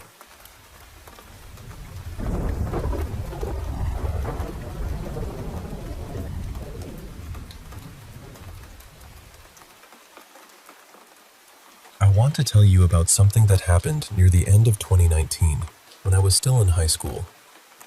At the time, I was living with my aunt in an apartment building. One of our neighbors was this very old woman who had been there for as long as anyone could remember. People used to say she had lived in that same place before I was even born, and somehow she always seemed to look the exact same age. A lot of people in the building were scared of her. They whispered that she was a Machawi, basically an evil witch. But I never believed any of that. I thought people were just being cruel, spreading rumors because she was old and strange and kept to herself. Our school system was really strict, so I had to wake up around 5 in the morning to catch the bus by 6. But back then, I was one of those people who wanted to act like I had my whole life together, so I would set my alarm for 4 in the morning, just so I could watch anime before school. One morning, I woke up a few minutes before my alarm went off. The room was still dark. I opened my eyes and looked toward the chair where I usually kept my school uniform, books, and homework. And there was something sitting there. At first, I thought my clothes were just folded in a weird way. But the longer I stared, the more it looked like a shadow. It had the shape of a small monkey sitting down, except it had these long ears that almost looked like horns. And I had this awful feeling that it was staring right back at me. I kept trying to convince myself it was just my imagination. I blinked a few times and leaned forward a little, trying to understand what I was seeing. Then it moved. I swear, it looked like it ran off the chair, slipped under my bedroom door, and vanished. That was when I panicked. I scrambled out of bed and switched on the light, but there was nothing there. My clothes were still on the chair. My books were still there. Everything looked normal. I got ready for school anyway because what else was I supposed to do? Later, I tried telling a few people what I saw, but everyone said I was probably hallucinating because I woke up too early or didn't sleep enough. And honestly, I started believing them. About a week later, I was running late for school. The bus was already outside waiting for me, and my aunt wasn't home. The problem was that our gate was locked with a padlock, and she had taken the keys with her. So I had to go ask a neighbor for the spare keys. I ended up going to that old woman's apartment, but only because her granddaughter, Anita, was someone I knew from around the building. I thought maybe she would answer the door. I knocked and waited. No answer. I knocked again. Then the door opened, and what stood there did not look human. It was short and wrinkled, with pale pinkish skin, almost raw-looking. Its nails were long and sharp, more like talons than fingers, and the smell coming from inside that doorway was so bad I almost gagged. But the worst part was the ears. They were long and strange, sticking up in a way that reminded me instantly of the thing I had seen sitting on my school uniform a week before. I froze. I'm not the kind of person who screams in situations like that. I don't run first. I just freeze completely, like my body forgets it belongs to me. The only thing that snapped me out of it was the bus honking outside the gate. I don't even know how I managed to speak, but I asked for the keys. The thing gave them to me, and when I reached out to take them, it grabbed my hand. Not hard, not violently, but it held on in this slow, deliberate way, almost like it wanted to pull me into the apartment. I yanked my hand away and ran. I unlocked the gate, and just as I was about to rush to the bus, I remembered I had to return the keys. I couldn't just leave them outside, so I forced myself to go back. I knocked again. This time, the old woman answered. She looked like herself. Creepy, yes, but human. I thanked her and handed back the keys, but when she took them, she did the same thing. She grabbed my hand, gently but firmly, like she was trying to draw me inside. I pulled away again and ran straight to the bus. After that, I tried telling people what happened. Most of them laughed it off, but a few actually believed me. One guy told me it sounded like a djinn. He said things like that were more common in crowded, poorer areas, especially in old buildings where people had lived for years. Then he told me something that scared me even more. He said, "You saw it twice.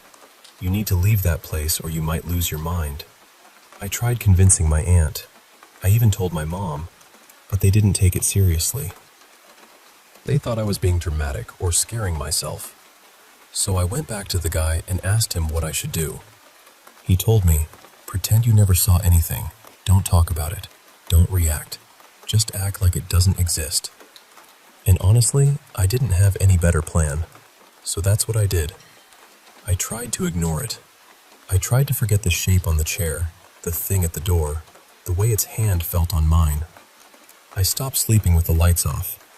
I also started reading more about spirituality because at the time, I felt like that was the only thing that might protect me.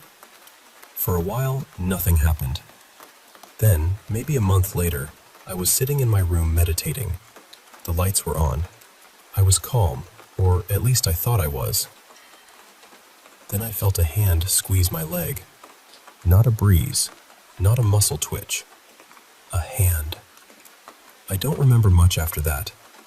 I think I passed out because the next thing I knew, it was morning. I woke up in bed, but I didn't feel like myself at all. I felt hollow, like something had shaken me loose inside my own body. Since then, I haven't seen anything like that again. But every single day, I wake up extremely early. Always around 4 in the morning. Sometimes 3. And I still don't know why.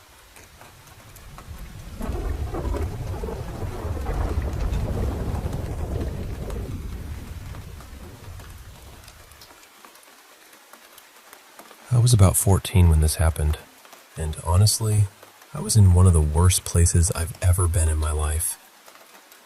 I'm 30 now, so I've had a lot of years to look back on it, question it, pick it apart, and wonder what was real and what my mind might have been doing to survive.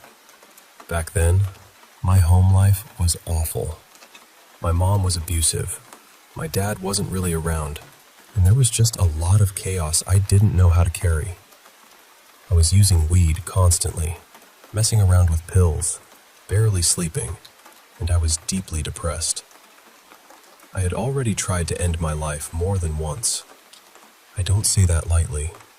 I only mention it because I've always wondered if what I saw came from that darkness I was living in, or if something was actually in that house with me. One night, I woke up because my Jack Russell, Milo, was growling at the foot of my bed. He wasn't doing that playful little warning bark dogs sometimes do. He was stiff, frozen almost, sitting right at the edge of the mattress, staring into the room like he was locked onto something. And then I saw it. A figure walked across the middle of my bedroom. The only way I can explain it is that it looked like a shadow, but not flat against the wall. It was three-dimensional, shaped like an ordinary man, average height, average build, but completely black. Not transparent exactly, but not fully solid either. I had a small nightlight on, so I could see the outline clearly. It didn't turn toward me. It didn't pause. It didn't seem to notice me at all. It just walked with purpose, arms moving naturally at its sides, crossing my room quickly, and then it went straight through the wall. The strange part is that from where I was lying, I could see through the doorway into the next part of the house. If it had kept walking, I should have seen it continue on the other side. But it didn't. It just disappeared. The second it was gone, Milo stopped growling. Just like that. The room went silent. What scares me now is that I don't remember feeling terrified in the moment. I think I was too stunned. My brain just sort of accepted what had happened, folded it away somewhere, and somehow I went back to sleep. But the next morning, the fear hit me hard. And even now, talking about it gives me chills. Something else happened around that same time, maybe a week or two later. I was in my room playing guitar softly through my amp. At some point, I fell asleep on my bed with the guitar still resting on my chest. Then I woke up suddenly to this awful sound coming through the amplifier. It was low, harsh, almost like chanting mixed with growling. I know how that sounds. I know it sounds ridiculous. And part of me still wonders if I was half asleep and my brain twisted some random feedback noise into something worse. But in that moment, I was completely convinced I was hearing something terrible. I panicked. I ran downstairs and hid in the bathtub for hours, just sitting there, too scared to move. The reason I still struggle to dismiss the shadow figure completely is because of Milo. My nanny Mara was the only other person living in the house with me then. She was older, very religious, and not the type to make things up for attention. She told me she used to hear Milo growling and barking late at night, even before the night I actually woke up and saw something. There was another time when she told me she heard what sounded exactly like me walking down the stairs. She even heard the downstairs doorknob jiggling, like someone was trying to open it. But when she went to check on me, I was asleep in my room. I've replayed all of this in my head so many times over the years. Was it sleep paralysis? Was I hallucinating because of trauma, drugs, depression, and lack of sleep? Was my mind breaking under everything I was going through? Or was there really something in that house? I don't know. I've never felt comfortable calling it a shadow man because I don't know what it was. I just know what I saw. And I know my dog saw something too.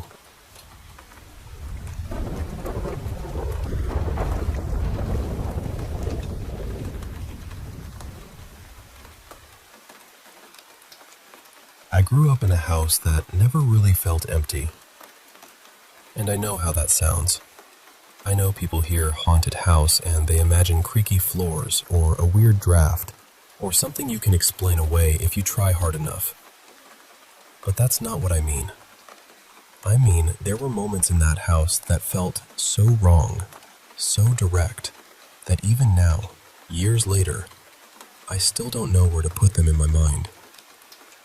When I was around 12, I saw something run across the basement in front of me. It was like a shadow, but not just a shadow. It moved with purpose. I heard the footsteps. I watched it cut across the room and disappear into the dark.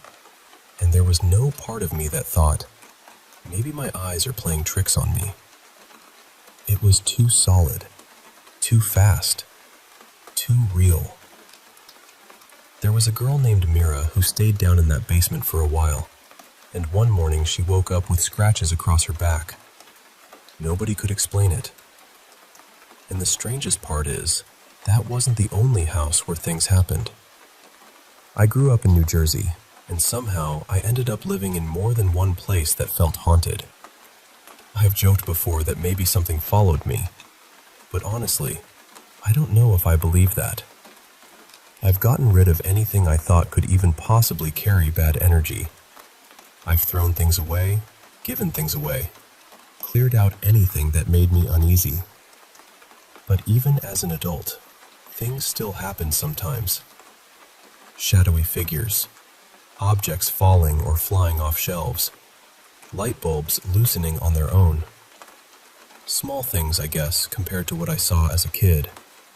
And after a while, you almost train yourself not to react too much.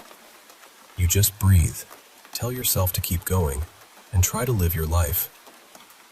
But there's one thing I still can't get past. Whenever I have nightmares, it's almost always the same one. It's about an evil doll. And last night, the nightmare was so intense that it brought everything back. Not just the fear, but the feeling of being near something truly cruel. Something that didn't just want to scare me. Something that felt like it hated me. I practice Isha Yoga, and I've listened to Sadhguru talk about ghosts and demons as human karma, as something left over from people. And I've tried to make sense of my experiences through that lens.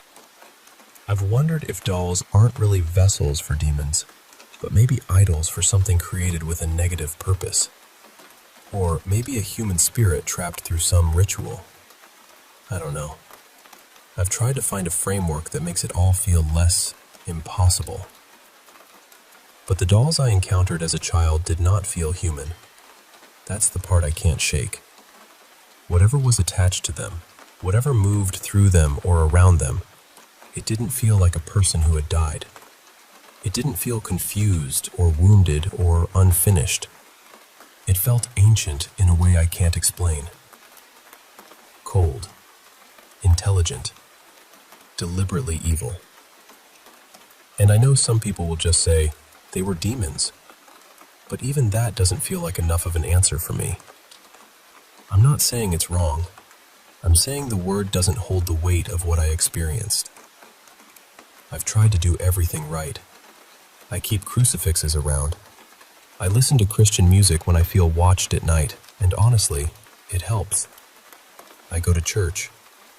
I stay away from things that feel dark or spiritually unhealthy. I try to live carefully. But the memories from childhood still don't feel settled. I think that's why I'm talking about this now, because I want to know if anyone else has been through something like this. Not just being scared as a kid, not just hearing noises or seeing shadows. I mean being terrorized by something connected to a doll, and then growing up with that fear still living somewhere inside you. I've tried researching it so many times over the years, but I usually have to stop. I'll start reading other people's stories, and then this fear rises up in me so strongly that I just can't keep going. So I guess what I'm really asking is this. How do you make peace with something you still can't explain? How do you move on when the thing that frightened you as a child still feels unfinished? And how do you find comfort when none of the answers you've been given feel big enough for what happened?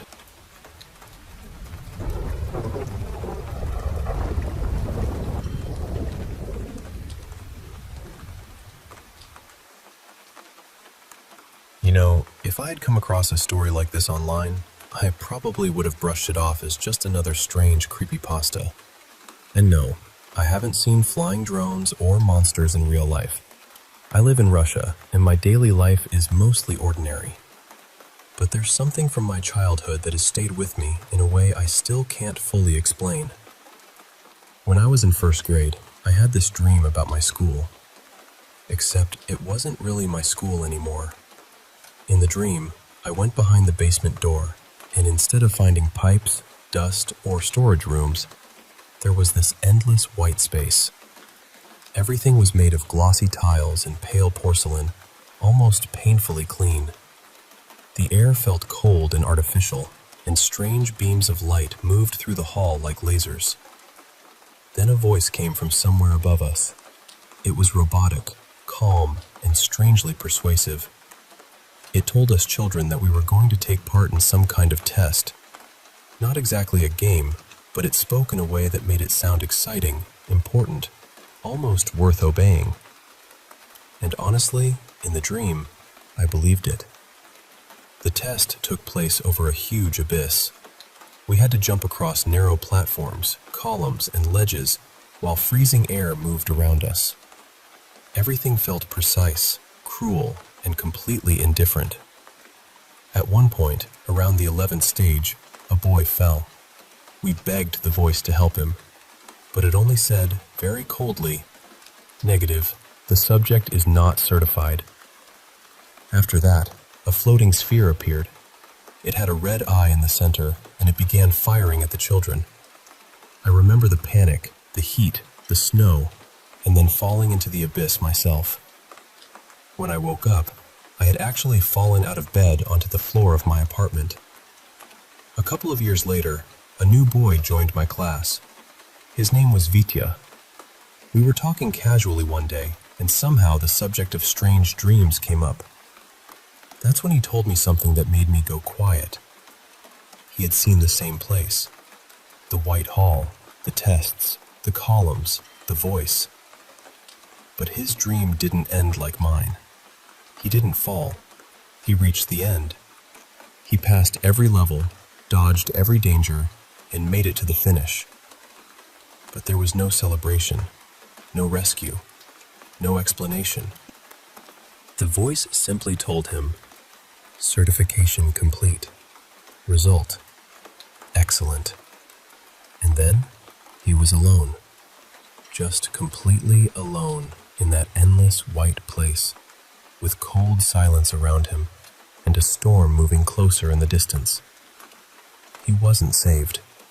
He was just left there, as if passing the test only meant being abandoned in the finished version of the nightmare. Years later, when I was in 7th grade, my school was renovated. I walked in after the work was done, and I froze. The walls, the tiles, the lighting, the layout, all of it felt wrong in the most familiar way. It looked painfully close to the place from that dream. Not vaguely similar, not just white walls and tiles. It had the same sterile geometry, the same cold feeling. It was like someone had taken a piece of that dream and built it in concrete. Now, I want to be clear about something. I'm not the kind of person who believes every strange experience means there's a conspiracy behind it. I'm pretty pragmatic. I don't believe in secret world plots or mystical explanations by default. In a previous version of this story, I changed some details because I didn't want people from my real school recognizing it. I also made certain parts more dramatic because, well, I wanted it to be readable. But the core of it stayed true. The dream happened. The conversation with Vitya happened. The renovation happened. And then, recently, I had another dream. This one wasn't exactly the same, but it felt connected somehow. I was inside some kind of complex.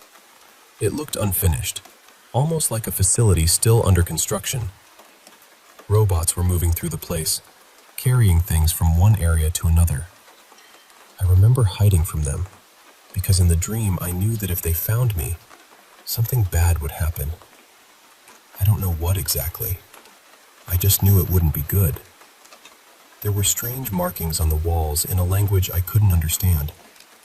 But one thing stood out clearly. The number 2031. My mind read it as a year, though I suppose it could have been a code, a model number, or something else entirely. The strangest part was that I knew I was dreaming. I used to be interested in lucid dreaming when I was younger, and I got fairly good at recognizing dreams while I was inside them. Usually, if a dream turns unpleasant, I can force myself awake. But not this time. I tried. I wanted to wake up. I wanted to scream myself out of it. But I couldn't. And while I was still inside the dream, I remember thinking, what if this is some kind of warning? What if this is about the future? Eventually, the dream shifted into something calmer. The fear faded a little, but the memory of the facility stayed inside the next dream too. In that second layer of the dream, I found myself writing a post online, asking whether anyone else had dreamed about sterile white corridors, strange machines, scientific progress that felt inhuman, or the year 2031. That's the part that still bothers me, because even after waking up, the question remained. Maybe this is nothing more than the brain arranging old fears into new shapes. Maybe white halls, tests, machines, and cold architecture are just common symbols. Maybe certification is only a childhood fear of school, judgment, and failure dressed up in futuristic clothing. But I still wonder, has anyone else experienced this kind of imagery? The white, sterile facility, the voice, the testing, the feeling of being evaluated by something that doesn't care whether you survive. And especially, the number 2031. I'm not looking for a simple yes or no answer. I'm trying to understand whether these symbols have any deeper context, whether psychological, scholarly, esoteric, or something else entirely. Because for me, the most unsettling part isn't that the dream was frightening. It's that parts of it felt shared. And years later, some of it seemed to step quietly into the real world.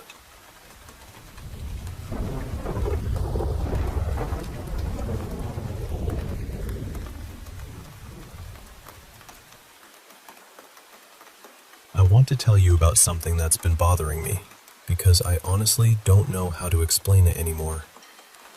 A couple of weeks ago, my mom asked if she could borrow my Red Bull Formula One cap. I went straight to the drawer where I always keep it, because that hat basically has a little home of its own. But when I opened the drawer, it wasn't there. So I started looking properly. Then I started looking too properly.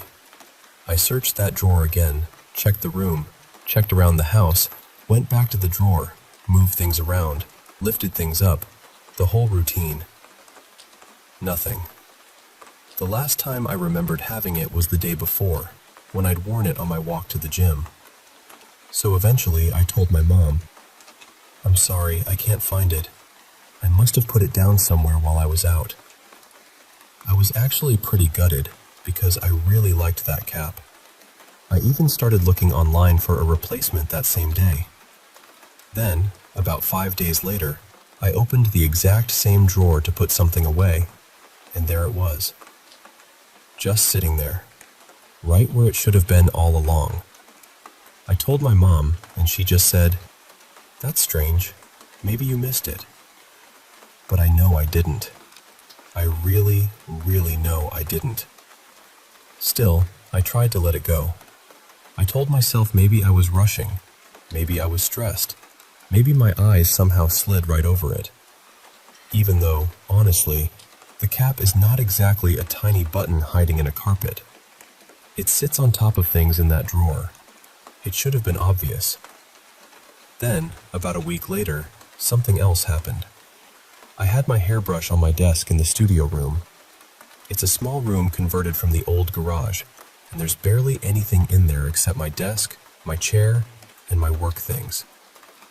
Later that day, I went to brush my hair and thought, where has my brush gone? So the search began again. I checked the desk, under the desk, behind books, around the chair, across the floor, in every corner of that room. It isn't a big room, so it didn't take long to search it thoroughly, but I kept going anyway because it made no sense. Then I checked all my pockets, patted myself down, and eventually went through the main house too. Living room, kitchen, bathroom, dining room, even outside in the garden. Everywhere. Nothing. After a while, I gave up and told myself, fine, it's just a brush. I'll buy another one. But here's the part that really got to me. For the next several days, I worked in that studio room every single day. I saw that floor every day. I moved around that chair every day. Nothing was there. Then, about 6 days later, I went in to pack up my laptop and charger for the night. And there it was. My brush was on the floor, right beside my chair. Not tucked under anything, not hidden, not in some weird shadowy corner. Just lying there in plain sight. And I got this cold feeling down my back because I knew there was no way I had missed it. I had been on my hands and knees looking in that exact area days earlier. The room is too small, and the spot was too obvious. Nothing could have fallen out of a bag or a pile of clothes either, because the only things that really go in and out of that room are my laptop and charger.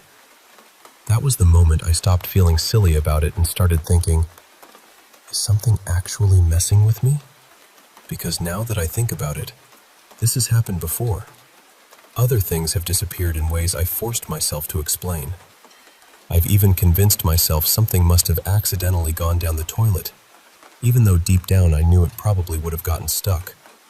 But now I'm not so sure these are just normal lost items anymore, because they don't just vanish. They come back. Days later, sometimes weeks later, right in the exact places I already searched. Right where they were supposed to be. And I don't know what that means. But it's starting to feel like something in this house enjoys watching me look.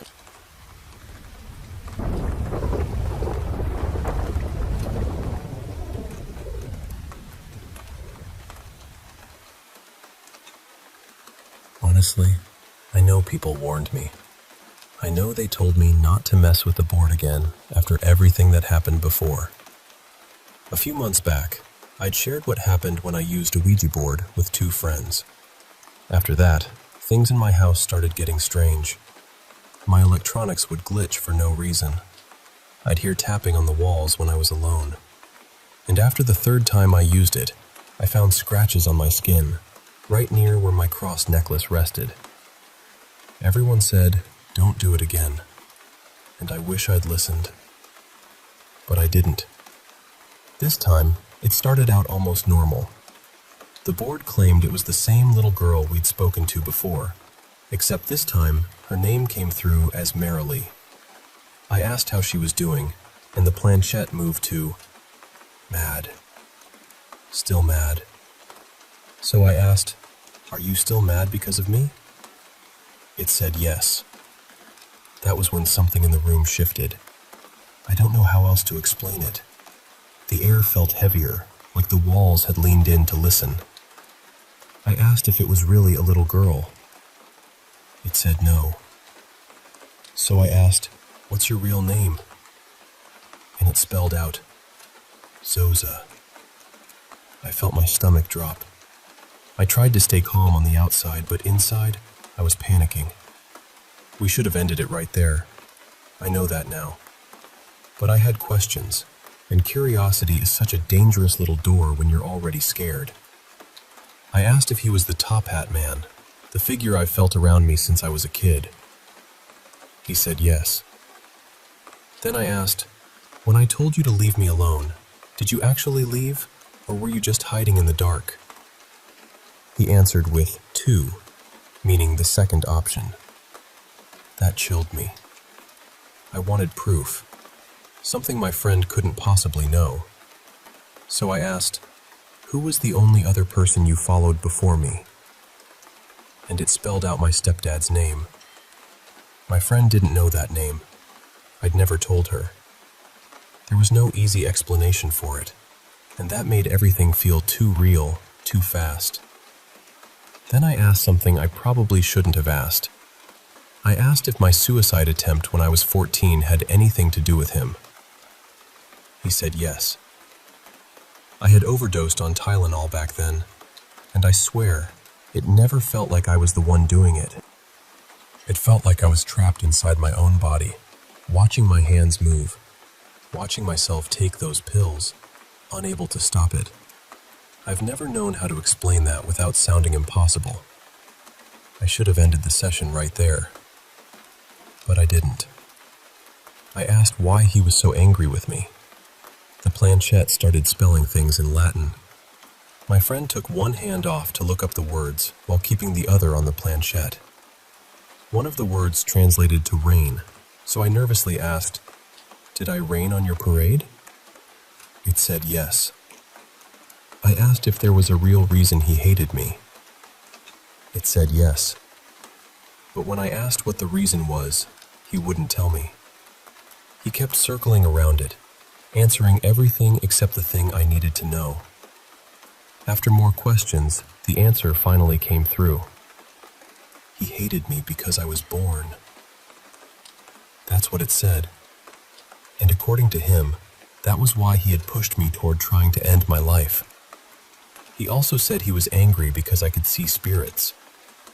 I asked if my very first paranormal experience, the one I had as a child, was because of him. He said no. So I asked if it was one of the other spirits in that old house. Again, no. I asked if I had ever seen him. No. I asked if anyone else in that house had seen him. No again. By then, I just wanted out. I tried to say goodbye several times, but the planchette kept moving to no. It wouldn't let me close the session. But when my friend asked if she could say goodbye, the planchette moved straight to goodbye. And that hurt in a way I can't explain. It felt personal. Like whatever this thing is, it has decided I'm the one it wants. I keep asking myself, why does it hate me so much? Why does my existence bother it? What could I have possibly done just by being born? I've decided I'm never using the board again. I mean it this time. But I don't have sage anymore, or anything to cleanse myself with, so part of me feels like I'm stuck with this thing for now. Since we started using the board again, I've also been falling into a really dark, depressive episode. I don't know if that's because of Zoza, or because I scared myself so badly, or both. But something feels wrong, and I don't want to keep inviting it in.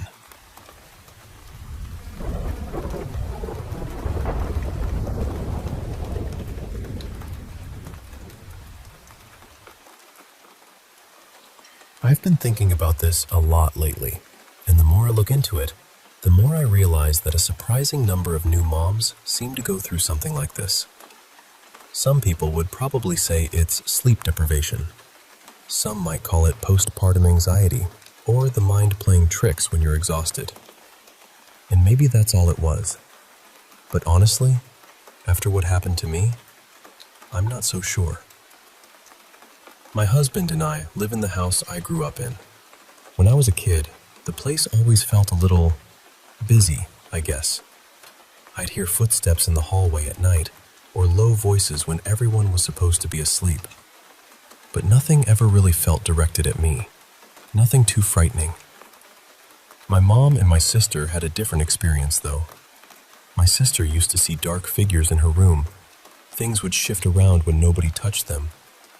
One afternoon, she and I were sitting on her bed, just talking, when everything on the shelves in her closet suddenly came crashing down at once. No warning, no reason. We also used to notice strange faces in photos of her. Not every picture, but enough that it stopped feeling funny after a while. My mom saw shadowy figures too. She heard voices, and once, when we were little, she woke up feeling like someone had both hands around her throat. She said there was a dark shape standing at the foot of her bed, and then, just like that, it was gone, and she could breathe again. Later, she found out an elderly neighbor had passed away in her sleep that same night.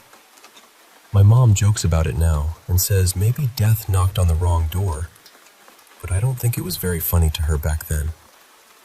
Even my dad, who is very religious and absolutely does not believe in ghosts, heard things. One time, he and my mom were in the kitchen, and both of them heard my voice calling for her. But I wasn't home. I was at a friend's house. Another night, after I'd heard voices murmuring in the dark, I asked my dad the next morning how he slept.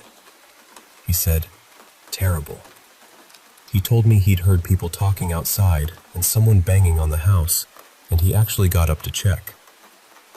The strange thing is, after my sister moved out, most of it calmed down.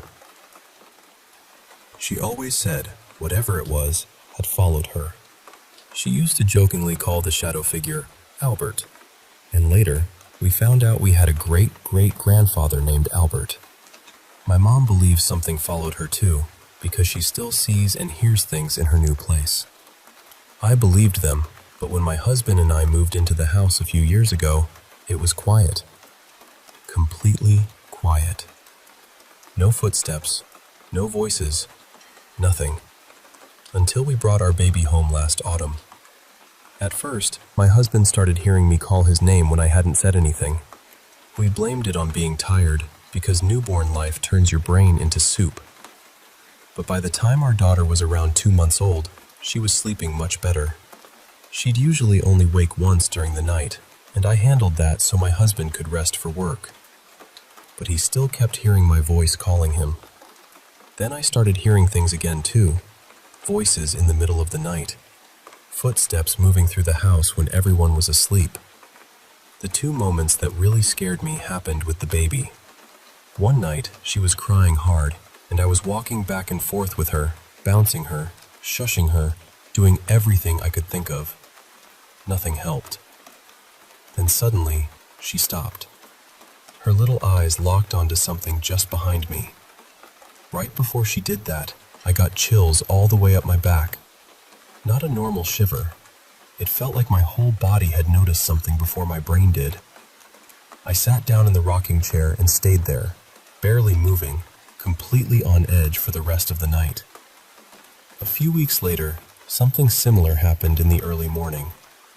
She wouldn't go back to sleep, so I took her into the living room and fed her. After a while, she started getting drowsy, but she was still fussing a little. Then she suddenly went quiet again and stared past my shoulder. The rocking chair in the living room is near our bedroom door. I was holding her, and she was looking right behind me. Then the bedroom door opened. It had been fully shut. I heard the knob turn. I watched the door slowly open. I said my husband's name, thinking he must have heard the baby and gotten up. But when I looked, there was no one there. I called for him louder, and he came running out, half asleep and confused, because he had been snoring in bed the whole time. I still hear footsteps sometimes. I still hear voices now and then. But nothing quite like that has happened again in a while. I keep wondering whether becoming a mother somehow made me more aware of the house again, or whether whatever is here noticed the baby. I don't know. I really don't. But I'd love to know if anyone else experienced something strange like this after having a baby.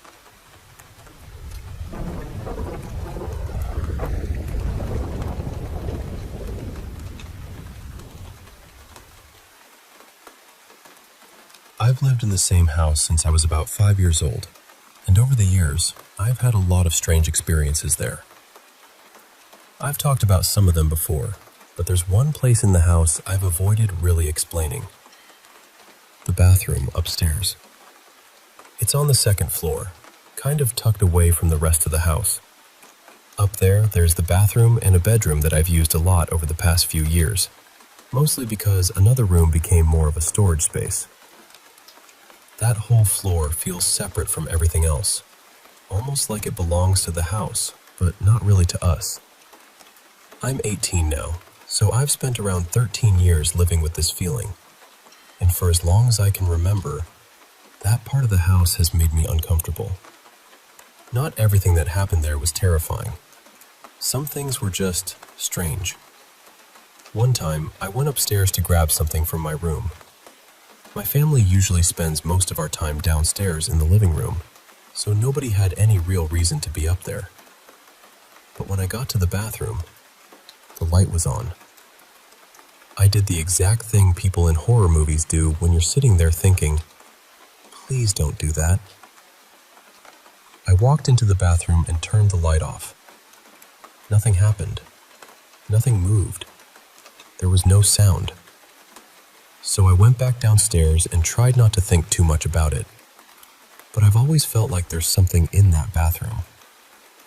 A presence. I don't know how else to explain it.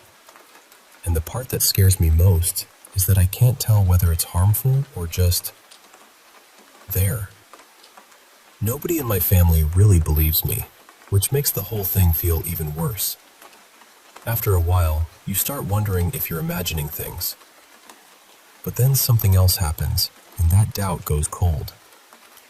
At night, I often hear footsteps in the bathroom when I know no one is up there. The floor is made of old wooden planks, so when someone walks across it, you can hear it clearly. I've heard those steps from the bedroom downstairs, and I've heard them from the bedroom right beside the bathroom. It sounds exactly like someone pacing. The shower is probably the worst part. When I'm inside, I can see most of the bathroom through the glass, but not the door. The door is hidden behind the shower curtain. So if someone were standing there, I'd only be able to see part of them, maybe just a shape. The sink mirror is nearby too, but from the angle I'm standing at, I can only catch pieces of the room in it. Every time I shower, I feel like I'm not alone. Not exactly watched, but like I'm in someone else's space and they're waiting for me to leave. Music doesn't help. I've tried. It doesn't make the feeling any lighter. Most days, I can get in and out quickly, but I have thick hair, and for most of my life it was long, so washing it takes forever. Regular showers take maybe 5 or 10 minutes, but hair washing days can take an hour or more. And those are the days when things happen. The bathroom door will open on its own. Not all the way. Just enough for the air to change. Enough for the room to get colder. It feels like someone is telling me, "You've been here too long." Then I'll see shadows behind the curtain. Sometimes, out of the corner of my eye, I'll catch something moving in the mirror. like a figure rushing from one side of the room toward the door. At first, it terrified me. Over time, weirdly enough, I almost got used to it. Sometimes I'm more surprised when nothing happens, but I never feel comfortable in there. Never. The bathroom is connected to my bedroom by a small hallway. When I started college, I began studying in my room more often. Before that, my mom preferred us to study downstairs, where she could keep an eye on us. A lot of doors in our house don't have doorknobs, including my bedroom door and the bathroom door, so we usually leave them open when nobody is inside. When I sit at my desk, my back faces the door. At first, I used to leave my bedroom door slightly open in case my family called me for dinner or needed something. But whenever my door and the bathroom door were both open, I felt like someone was watching me from the hallway. Closing the bathroom door helped a little, but not completely. The feeling only went away when I closed my bedroom door too. Even then, sometimes my door would slowly open by itself, just a little, like a breeze had pushed it. Except there was no breeze.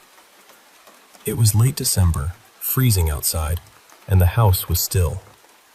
Whenever I have to go downstairs from that floor, I usually run. I hate having my back turned to the bathroom. It feels like there are eyes fixed on me with this heavy, angry kind of attention. For some reason, I've always had this fear that one day, someone is going to push me down the stairs. The only times I don't feel that way are when the bathroom door is closed.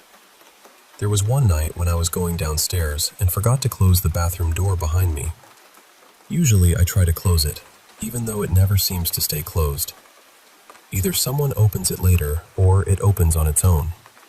But that night, I left it open. As I passed by, I saw something in the corner of my eye. A woman. I know it sounds almost too cliché, but that's what I saw. She was tall, with black hair, pale skin, and dark eyes. She was just standing there in the bathroom. I never saw her again. But there's one story that bothers me more than the others, and it didn't happen to me directly. It happened to my brother Luca when he was little. This was maybe 10 years ago. We had family over to celebrate the arrival of our baby brother. We didn't often have other kids visiting because, compared to their houses, ours was probably less fun. Less space, more rules, fewer toys. But that day, there were cousins around, so we played hide and seek. I was the seeker, and Luca went to hide. In the bathroom, there was a place where we kept dirty clothes, and for a 7-year-old, it was easy to hide between the piles. So that's where he went. I was finding the others pretty quickly, but I couldn't find him. When I got to the bathroom, I barely stepped past the doorway before deciding he wasn't there. I closed the door and left to keep looking before everyone had to go home. But later, Luca told me what happened after I left. He said the bathroom door opened again. And it was me. Or it looked like me. He said I walked straight to where he was hiding, found him immediately, and just stared into his eyes without saying a word. He didn't speak either. He was scared and confused. He didn't understand why I was looking at him like that, or why I wasn't saying anything. Then I left the bathroom, still silent, leaving the door open. And right after that, from downstairs, he heard the real me screaming for him at the top of my lungs because the other kids were leaving. That was when he understood it couldn't have been me. There was no way I could have just left the bathroom and already been downstairs yelling. He ran down immediately, but he didn't tell anyone. Not then. He only told me years later. He never saw that version of me again, and nobody else in the house has ever had an experience quite like that. But I still think about it, because whatever is in that bathroom, whatever has been there all these years, it doesn't just make sounds. It doesn't just open doors. Once, it looked like me.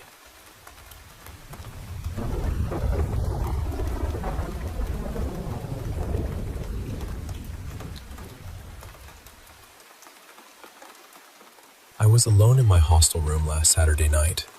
My roommates, Arjun and Neil, had both gone home for a family event, so for the first time in a long while, I had the entire 3-bedroom to myself for the weekend. Our hostel is old, probably built sometime in the late 80s or early 90s, and people have always said strange things about it, especially about how it feels after midnight. I never really believed any of that. That night, I had dinner at the mess, came back to the room, scrolled on my phone for a while, watched a few random videos, and eventually went to sleep sometime around 1:15 in the morning. I switched off the lights, got under my blanket, and honestly, I don't remember thinking about anything unusual. Then, sometime much later, I woke up suddenly. At first, I didn't know why. I just opened my eyes in the dark and lay there, completely still. And then I heard it. A slow, scratching sound. It was this steady, dragging noise, like long nails scraping across metal. Not loud, but very clear. Clear enough that I knew I wasn't imagining it. I held my breath and listened. The sound would continue for a few seconds, then stop, then start again. The strange part was that it felt close. Not from outside the room, not from the corridor, but somewhere inside. I kept trying to figure out where it was coming from, but I couldn't. One second it felt like it was near the cupboard, the next second near the window, then almost right beside me. After a minute or two, I reached under my pillow for my phone. I turned on the flashlight and slowly moved the light around the room. The scratching was still happening. That scared me more than anything. Finally, I forced myself to get up and switch on the tube light. The room filled with that harsh white light, and for 2 or 3 seconds, the scratching continued. Then it stopped. Just like that. I checked everything. I looked under all 3 beds, behind the door, near the windows, inside the steel cupboard, even around my roommate's bags and shelves. I expected to find a rat, or maybe a lizard, or at least some insect stuck somewhere. But there was nothing. The room was completely still. I stood there for a while, feeling embarrassed and frightened at the same time. You know that feeling when you're trying to act logical, but your body already knows it's scared? That was me.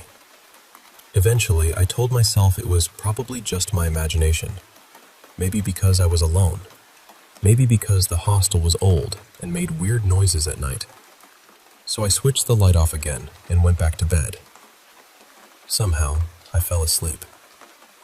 But later that same night, the sound came back. The same slow scratching. This time, instead of getting up, I felt annoyed. I thought, fine, maybe it really is a rat inside the wall or behind the cupboard. I pulled the blanket over my head and tried to ignore it. And then I heard something else. Whispering. 2 women. Their voices were low, but they were very close. One sounded young and soft. The other sounded older, a little rough, almost tired. They were speaking quickly, almost over each other. The strangest thing is, in that moment, I felt like I understood what they were saying. Not just the tone, the meaning. They were upset. They didn't want us there. They didn't like that students were living in that room, or maybe in the hostel at all. But now, when I try to remember the exact words, I can't. Not even one sentence. All I remember is the feeling that we were not welcome. I stayed frozen under the blanket. I didn't move. I didn't open my eyes. I tried to breathe as quietly as possible, because it felt like those voices were right next to my bed. Then, suddenly, everything stopped. No scratching. No whispering. Nothing. Just silence. The next morning, I tried to behave normally. I went for breakfast. I attended class. When my roommates came back, I didn't tell them everything right away, because saying it out loud felt ridiculous. It has been nearly 2 weeks now. During the day, the room feels ordinary. Messy beds, books on the table, clothes hanging from chairs. the usual hostile chaos. But at night, when the lights are off and everything becomes quiet, that feeling comes back sometimes. Heavy, cold, like someone is standing in the dark corners, watching us. And every night, I keep asking myself the same thing.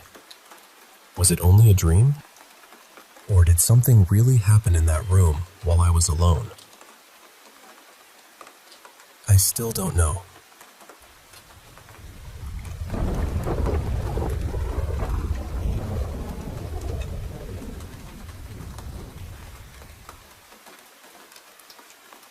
I've had strange experiences for as long as I can remember. And according to my family, even before I was old enough to remember anything. My first encounter happened when I was a baby. At least, that's what my parents told me.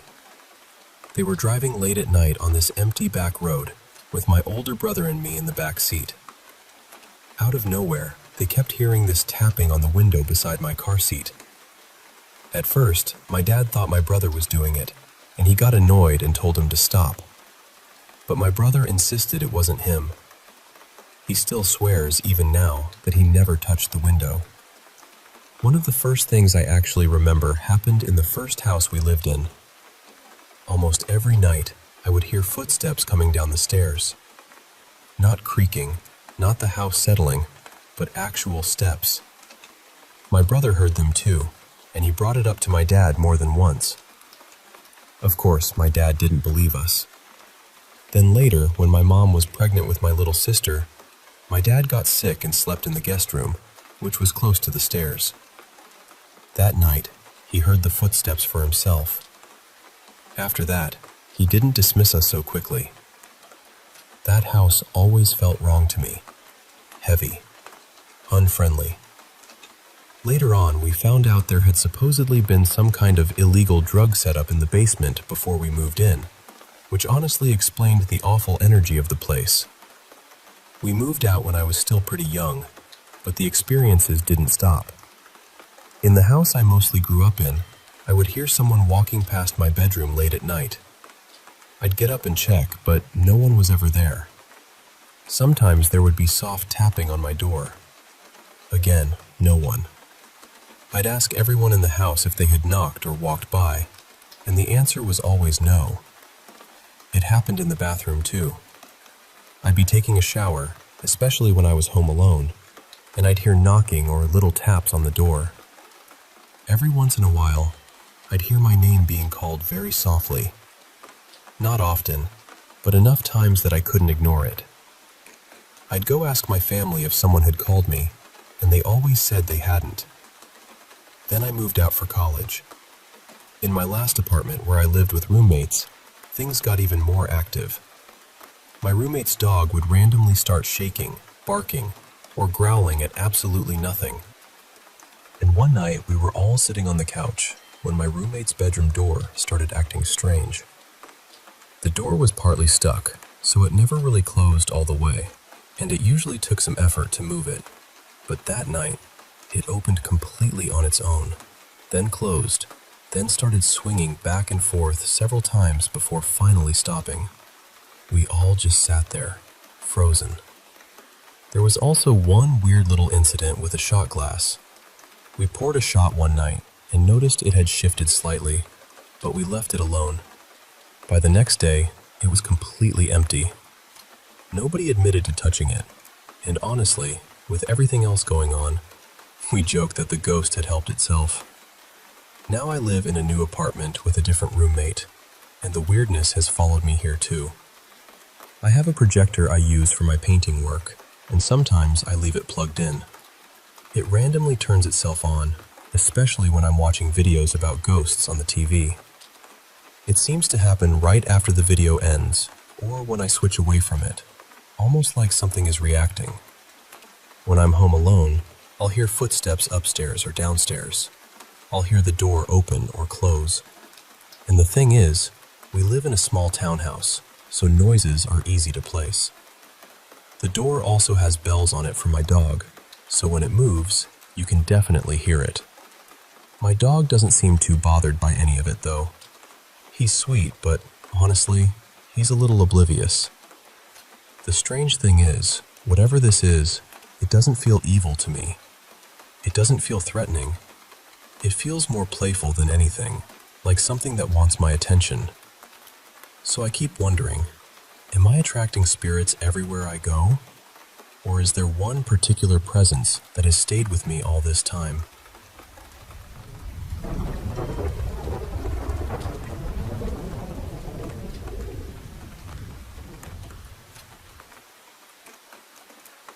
I grew up around a piece of land in Maryland that always felt like it had too much history pressed into the soil. It belonged to my grandmother, and before her family ever lived there, the property had been a plantation. Long before that, people said Native Americans had camped there. Then, sometime around the early 1900s, it was used for logging.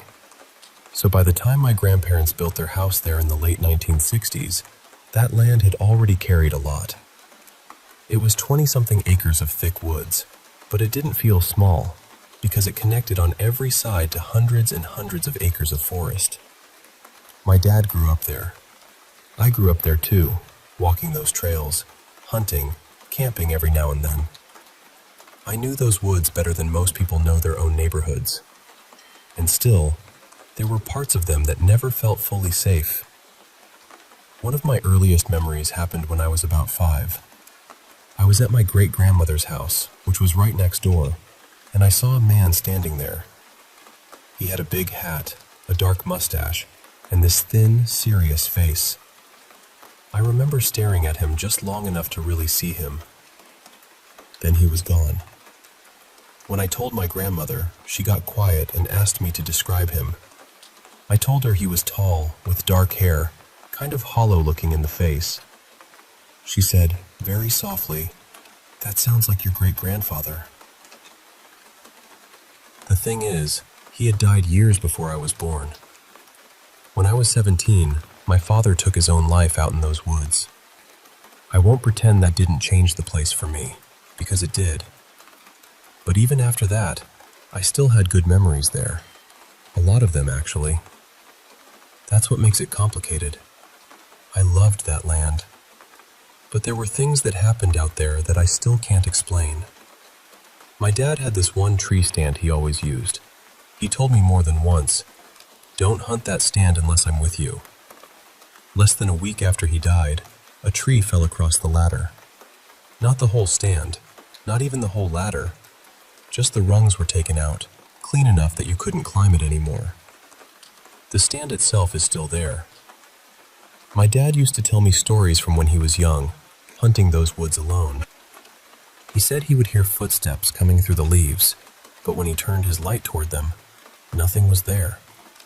He heard voices calling his name, sometimes close, sometimes far off, always clear enough that he knew he wasn't imagining it. I had my own experiences too. A few times right after dusk, I was tracking deer through the wetter part of the property, and I saw these lights moving in a line about chest high, maybe 100 yards ahead of me. At first, I told myself they were will-o'-the-wisps, because that area could get swampy. But every time I shined my flashlight toward them, they vanished. And it happened more than once. It wasn't reflectors on trees. These lights moved. They drifted together, almost like people walking in a row, carrying lanterns you couldn't quite see. That part of the land has its own history too. People in the family always said Harriet Tubman had passed through that general area while helping enslaved people escape from a nearby plantation. There are old graves still on the property, marked only by large stones. No names, no dates, just boulders sitting quietly in the woods. The old manor house on the neighboring land supposedly still had shackles in the basement well into the 1990s. So when you see lights moving through those trees, your mind goes places. Another time, when I was around 16, I was walking alone through the woods. Nothing unusual was happening. It was quiet, ordinary, familiar. Then someone shouted my name, clear as anything. I spun around right as a rock, about the size of a baseball, flew past my head. It missed me by inches. What still bothers me is that there aren't rocks in that part of the woods. Not loose ones. Not anything like that. And I was alone. When I was 18, I was hunting in November, sitting near a stand of loblolly pines. Big, healthy trees. There was no wind at all. Everything was still. Then one of the pines fell. Just suddenly cracked and dropped.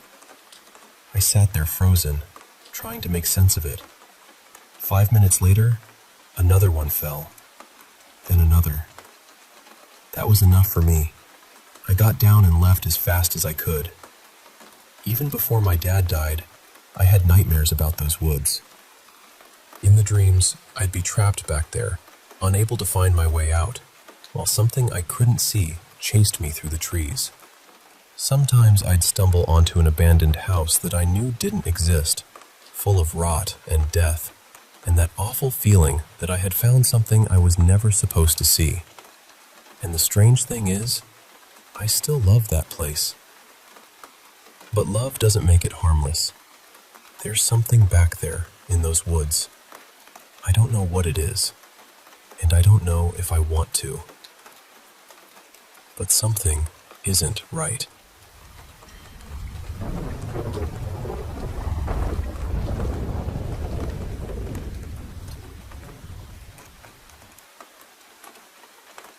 I want to tell you about something that happened almost 2 years ago, though a recent incident brought it all back to me. There's a house in my neighborhood, maybe 30 or 40 steps from where I live.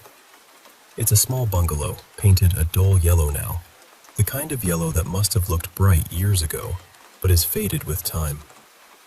The front gate is black and low, honestly low enough that someone could climb over it without much effort. I know that because I did. The strange thing about this house is that nobody lives there, but it doesn't feel completely abandoned either. The house itself is beautiful. I used to admire it whenever I passed by, and the garden still grows like someone is quietly caring for it. There are jasmine flowers, roses, hibiscus, marigolds, lilies, and a few fruit trees too. Mango, guava, custard apple, even a small lemon tree. But at the same time, the ground is always covered with dry leaves, snapped branches, and dust. So the whole place feels caught between being loved and being forgotten.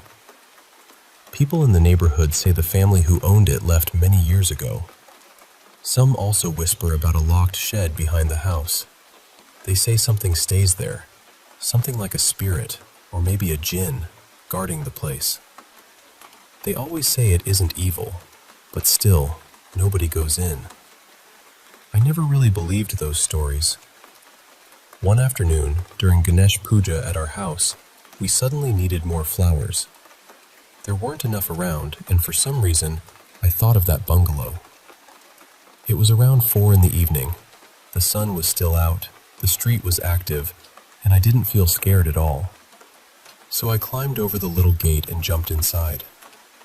At first, everything felt normal. I could hear birds in the trees. I heard tiny movements in the dry leaves, probably rats or squirrels. Nothing felt wrong.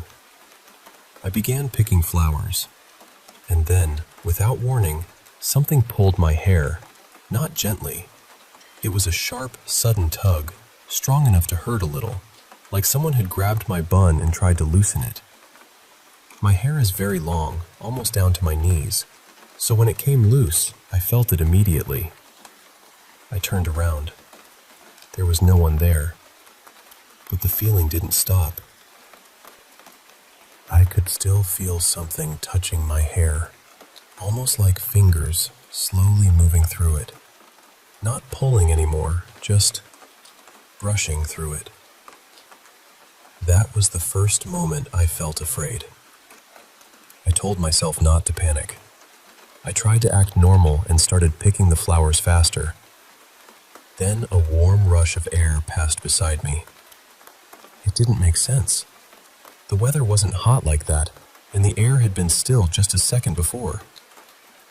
Right after that, something touched my hand.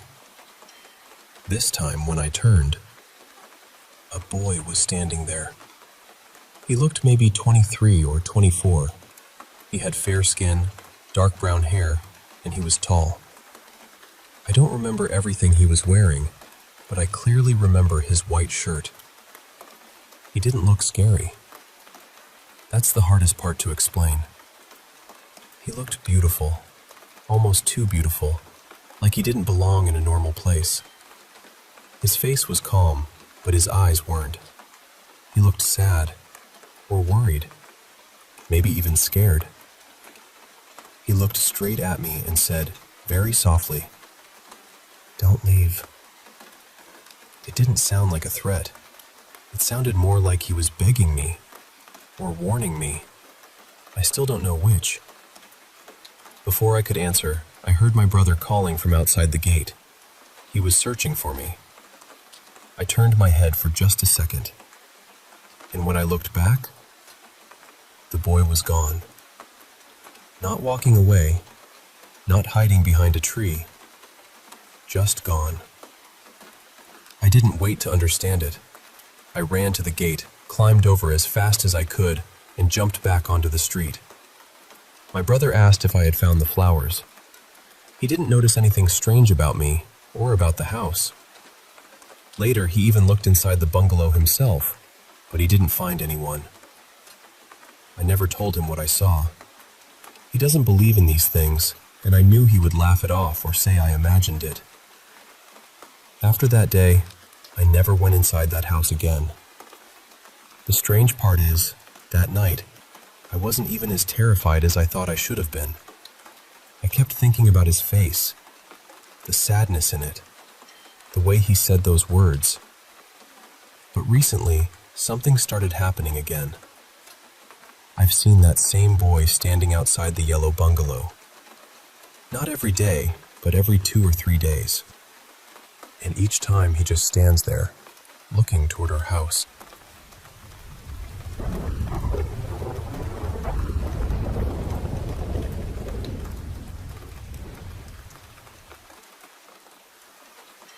I know this is already a touchy subject, because a lot of people say it was fake, or that it's already been debunked.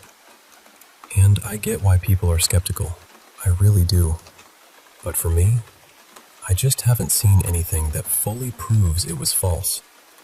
Most of the arguments I've come across are things like, look at that little line, it could be a wire. Or, that movement could have been done with a dummy. And maybe that's true. But none of it has ever felt strong enough to explain what I actually saw. The footage from that YouTube channel, Ghosts of Pine Harbor, honestly shook me. If it was fake, then the effects were unbelievably good. I mean, some of those clips looked like something a major studio would struggle to pull off convincingly. But then, at the same time, the way the videos were filmed and edited felt so rough and homemade. The guy behind the channel, Kyle, clearly didn't seem like some polished filmmaker. His camera work was shaky, the editing was simple, and the whole thing had this amateur, lived-in feeling to it. I guess someone could argue that was intentional, like maybe he made the videos look rough on purpose to hide how advanced the effects were. But honestly, I don't really buy that. And another thing that stayed with me was that I remember seeing posts from his family trying to raise money so one relative could travel back home for a funeral. That made me think, if Kyle really had the skill to create these wild, studio-level paranormal effects, wouldn't he have found a way to turn that attention into real money? From what I remember, the videos weren't even monetized. And the one video I keep thinking about, called Night Terrors, was unlisted for a while before it disappeared completely. When I first watched it, I remember thinking, I should save this. I really should back this up. Because I had this feeling that one day I'd want to show it to people who were interested in ghosts or paranormal footage. But I didn't do it. I assumed someone else would. I figured something that strange, something that talked about, would definitely be archived somewhere. And now it's gone. The entire Night Terrors video has been removed, and I cannot find a copy anywhere. I've emailed Kyle more than once. I even offered to send a donation just to get access to the footage again, but I never heard back. I'm not angry about that. Life happens. People go through things. The channel hasn't uploaded in years, so maybe he just moved on. Or maybe things got too overwhelming. But it's frustrating because that video had some of the most compelling clips I've ever seen. A few people on TikTok have posted little edits with screenshots or tiny pieces of footage, but it feels like almost nobody actually watched the whole thing. They only caught small glimpses when the full video had the real meat of it. From what I remember, Night Terrors was maybe 10 or 15 minutes long, possibly a little longer. It was basically a compilation of the strangest footage Kyle had captured inside his house. There was one clip of a figure, very visible, darting out of a second-story window. It looked almost human, but not quite. The speed of it was wrong in a way that made my stomach drop. There was another clip of a shadowy face on the wall, moving its mouth and making expressions, almost like it was trying to talk to him. Kyle called it the Wall Man, and whether you believe it or not, it was deeply unsettling to watch.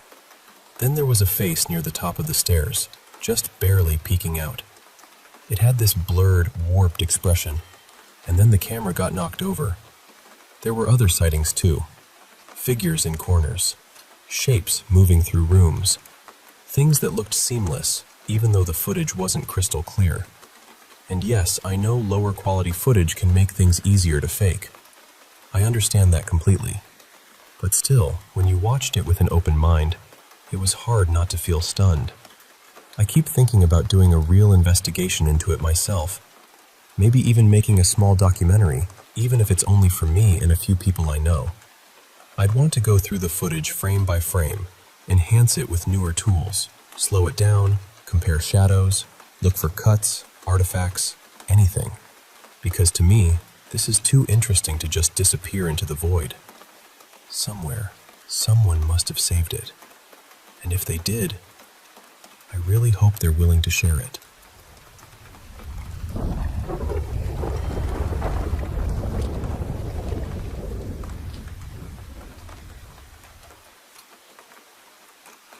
I'm sharing this as a warning, and I mean that sincerely. Please don't go to Corpsewood Manor. I know places like that become rumors. People hear stories. Teenagers dare each other. And it starts to feel like some spooky little adventure.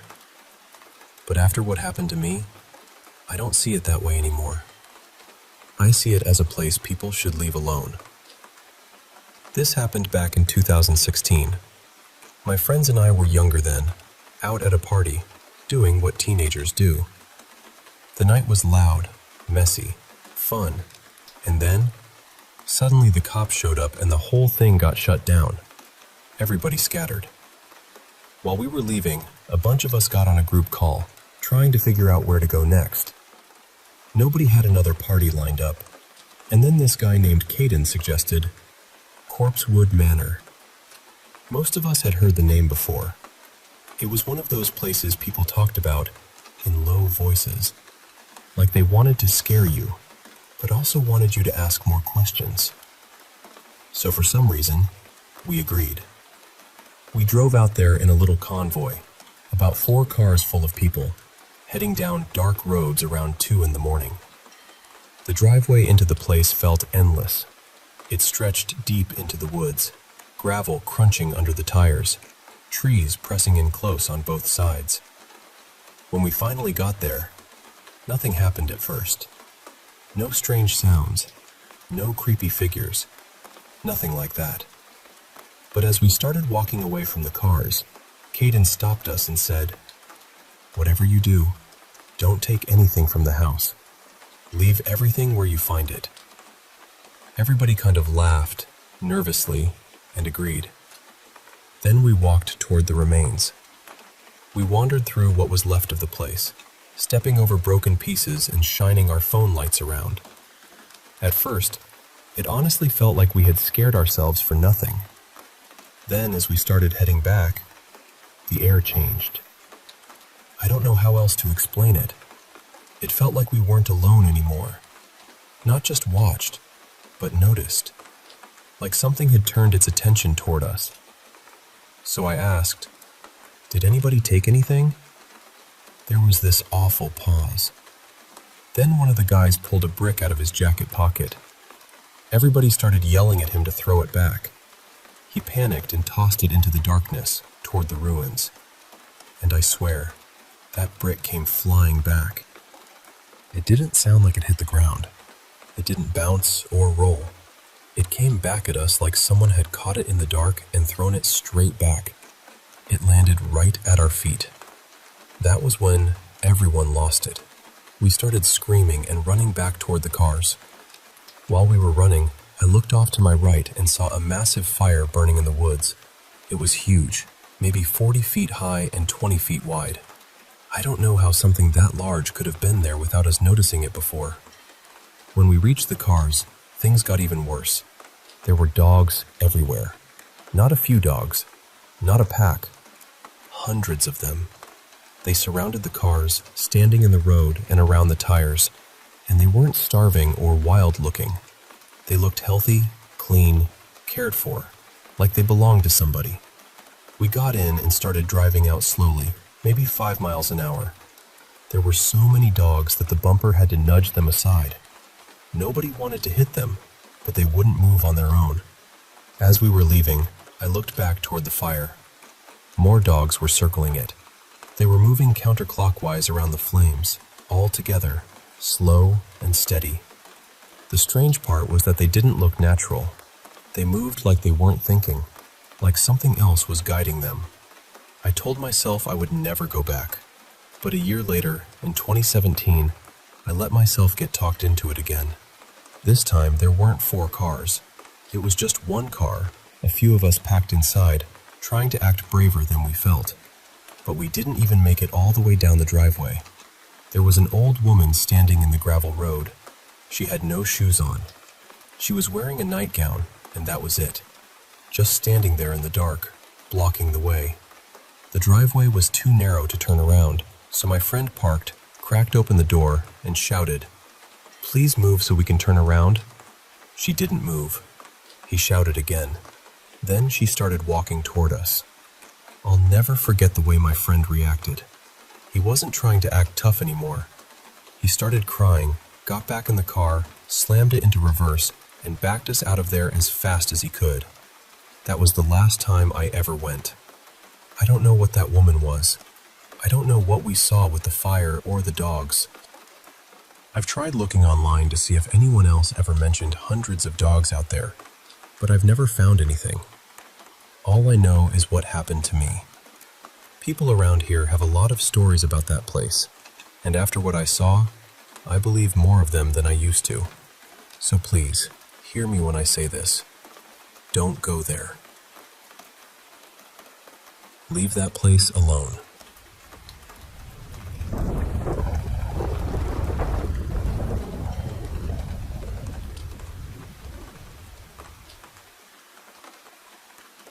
Listen, I know this is going to sound strange, but I need you to understand something first. My friend Jack is not the kind of person who makes things up. He's not dramatic. He doesn't tell stories with big hand gestures or spooky pauses. He's the kind of guy who checks the oil before a road trip, reads the instructions before assembling furniture, and thinks most people are exaggerating most of the time. So when he told me what happened at that gas station, he didn't whisper it. He didn't try to scare me. He just sat there, staring down at his coffee, and told it like he was explaining a flat tire. That's what made it worse. Jack had taken the overnight shift at a gas station just outside Springfield, Ohio. It wasn't glamorous, obviously, but he needed the money. Midnight to 6 in the morning, 5 nights a week. He said it was mostly stocking shelves, wiping counters, watching the road, and trying not to fall asleep under those buzzing fluorescent lights. For the first couple of months, nothing happened. Not really. You'd get the usual night people, truckers buying coffee, teenagers trying to look sober, somebody wandering in at 2 in the morning for cigarettes and a hot dog that had probably been spinning since lunch. Then, in early December, the old man started coming in. Jack said the first night he barely noticed him. The door chimed at 3:07 in the morning, and this older man walked in wearing a faded brown overcoat and dark slacks. Maybe late 60s. Thin, slow-moving. Not fragile exactly, but stiff, like every step cost him something. He didn't say hello. He didn't look at Jack. He just walked to the back of the store and stood near the coolers. Not browsing, not deciding, just standing there. After a couple of minutes, he turned around and headed back toward the entrance. Jack figured maybe the guy forgot his wallet, or maybe he'd come in for something and changed his mind. That happens more than you'd think at that hour. People drift in half awake, then drift right back out. But just before he reached the door, the man stopped. Slowly, he turned his head, and he stared directly at the security camera above the register. Jack told me, "He wasn't looking at me. That's the part I keep coming back to." He looked right through the store, right past me, straight into the camera. He stared for about 10 seconds. Then he walked outside. No car pulled away. No headlights. No sound except the door closing behind him. Jack even stepped around the counter and looked out the window. The parking lot was empty. The road was empty. The man had just walked off into the cold, like he belonged to the dark. Jack thought it was weird, sure, but weird isn't rare on the night shift. Then it happened again the next night. 3:07 exactly. Same brown coat. Same slow walk. Same spot by the coolers. Same 2 minutes of silence. Then the door. Then the turn. Then that stare into the camera. By the fourth night, Jack was watching the clock. He said, "It wasn't close to 3:07. It wasn't around 3:07. The door opened at 3:07 every single time, like something had scheduled him." That went on for weeks. Every night Jack worked, the man came in. He never bought anything, never touched anything, never spoke. Jack tried once to greet him louder than usual, just to force some kind of reaction. "Evening," Jack said. Nothing. The man kept walking. Another night, Jack leaned forward over the counter, trying to catch his eyes. Still nothing. The man never looked at him. Only the camera. And after a while, Jack said the whole thing stopped feeling like a person being strange, and started feeling like a message being repeated. Like the man wasn't coming into the store. He was coming into the footage. About 3 weeks in, Jack finally asked his manager about it. The manager, a tired guy named Ray who only cared about missing inventory and cigarette counts, said he'd never seen anyone like that. Jack asked if the station kept old security recordings. Ray pointed him toward a metal cabinet in the back office and said, "Knock yourself out." Inside were stacks of old VHS tapes, dusty, handwritten labels, years going back further than Jack expected. Some of them had water stains. Some looked like they hadn't been touched in decades. Jack didn't even know why he picked the one he picked, but he pulled out a tape labeled 1988. There was an old VCR on a shelf, buried under cords and dead batteries. Somehow, Jack got it connected to one of the little security monitors. He put the tape in. The footage came up black and white, grainy and warped at the edges. Different counter, different shelves. Same building, same dead little store under the same sickly lights. Jack fast-forwarded. 2:41 a.m., 2:52 a.m., 3 a.m. Then the numbers rolled over. 3:07 a.m. The front door opened, and the man walked in. Same brown coat, same dark pants, same slow, aching walk. Jack said his whole body went cold before his mind caught up. The man moved straight to the back of the store and stood by the coolers for 2 minutes. Then he walked back to the door, stopped, turned, and stared directly into the old security camera. Jack paused the tape right there. He told me he had to sit down on the floor because his knees went soft. Because the man on that tape, from decades earlier, wasn't someone who looked like him. It was him.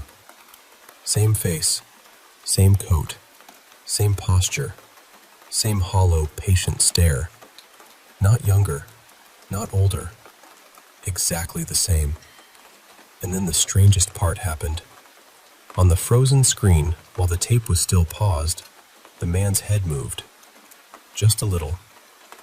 His eyes shifted away from the camera, and for the first time, he looked directly at Jack.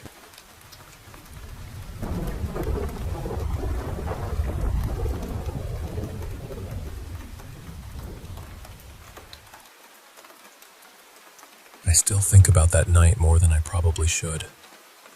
My husband and I were newly married, and we were driving home after visiting family down in Florida. We live up in northwest Missouri, so it was a long haul, somewhere around 17 hours total. We decided to break the trip up and stop for the night near Tunica, just to get some sleep and maybe stay somewhere a little fun before finishing the drive. Everything was normal at first. Just road trip tired, snack bags in the truck, our little old lapdog shifting around with us. The usual. Then, somewhere near Jackson, Mississippi, the GPS took us off the highway. It called it a shortcut. At first, I didn't think much of it. That happens sometimes. But as the sun started going down, we passed through this little town called Vaden, or something close to that. It was around 7:30 or 8 in the evening. I remember looking out the window and saying to my husband, "This place feels haunted." Not in a fun ghost tour kind of way. It felt heavy, wrong, like the air had teeth. He looked around and said he felt it too. We kept driving, and the farther we got, the more rural it became. Now, I want to be clear. We're not city people who get scared because a road is dark. We're from rural Missouri. We've driven back roads in bad weather, in the middle of the night, through places most people would call creepy without blinking. We've lived near towns with strange reputations. We know what darkness looks like. This was different. It felt like we were going in circles, even though the GPS kept insisting we were making progress. We drove for what felt like 2 hours, and the gas gauge on our F-250 did not move. Not even a little. It stayed exactly at 3/4 of a tank the whole time.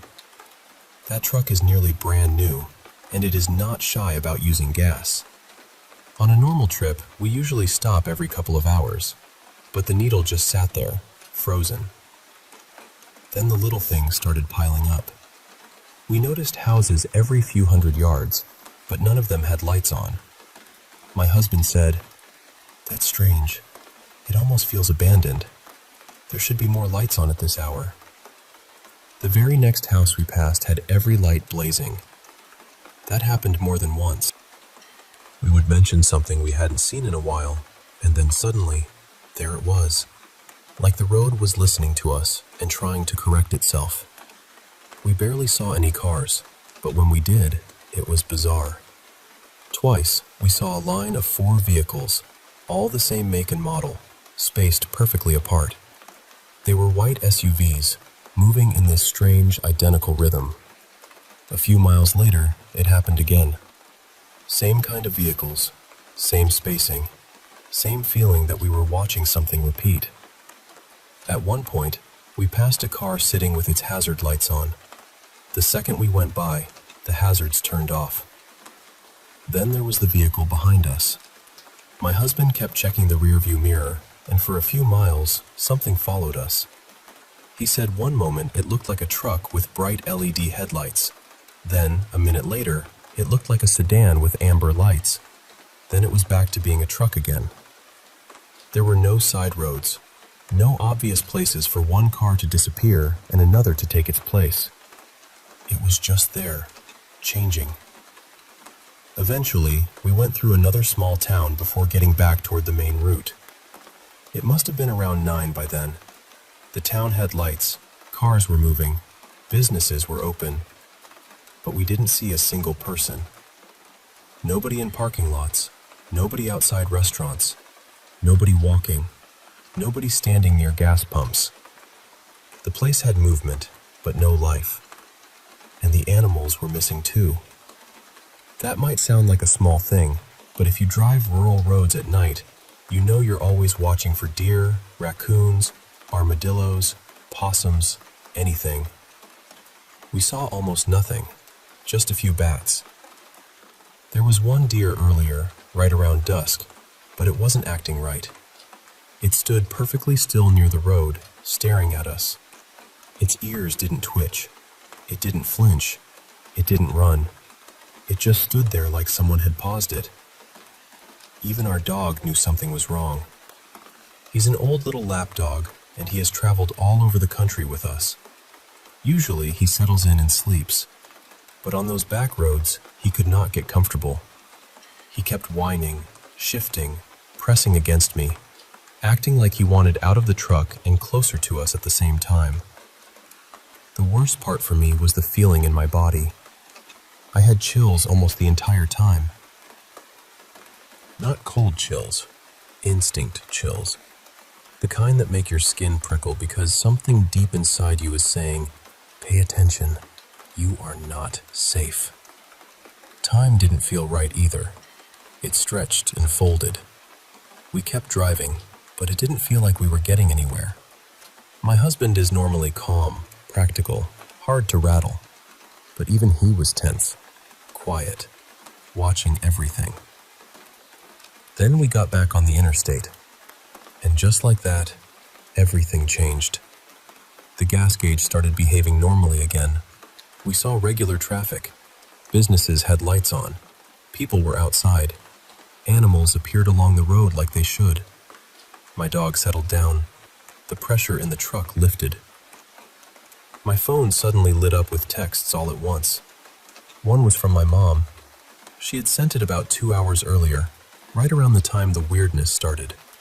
She said she had a sinking feeling about me, and whatever I was doing, I needed to be careful.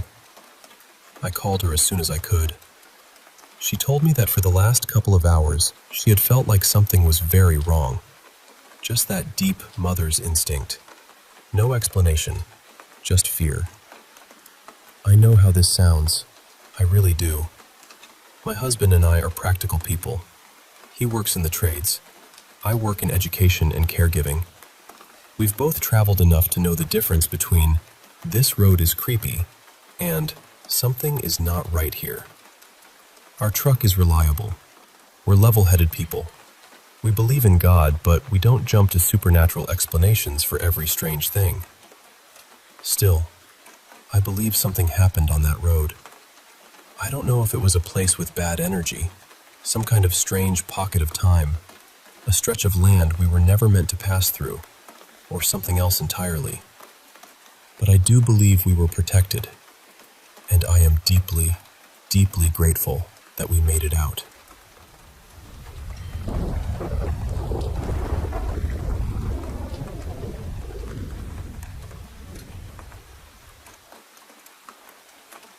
A few years back, I went down this rabbit hole of stories about black-eyed children, and honestly, they got under my skin. I know a lot of those stories are probably exaggerated, and part of me is skeptical, but I still love reading people's experiences.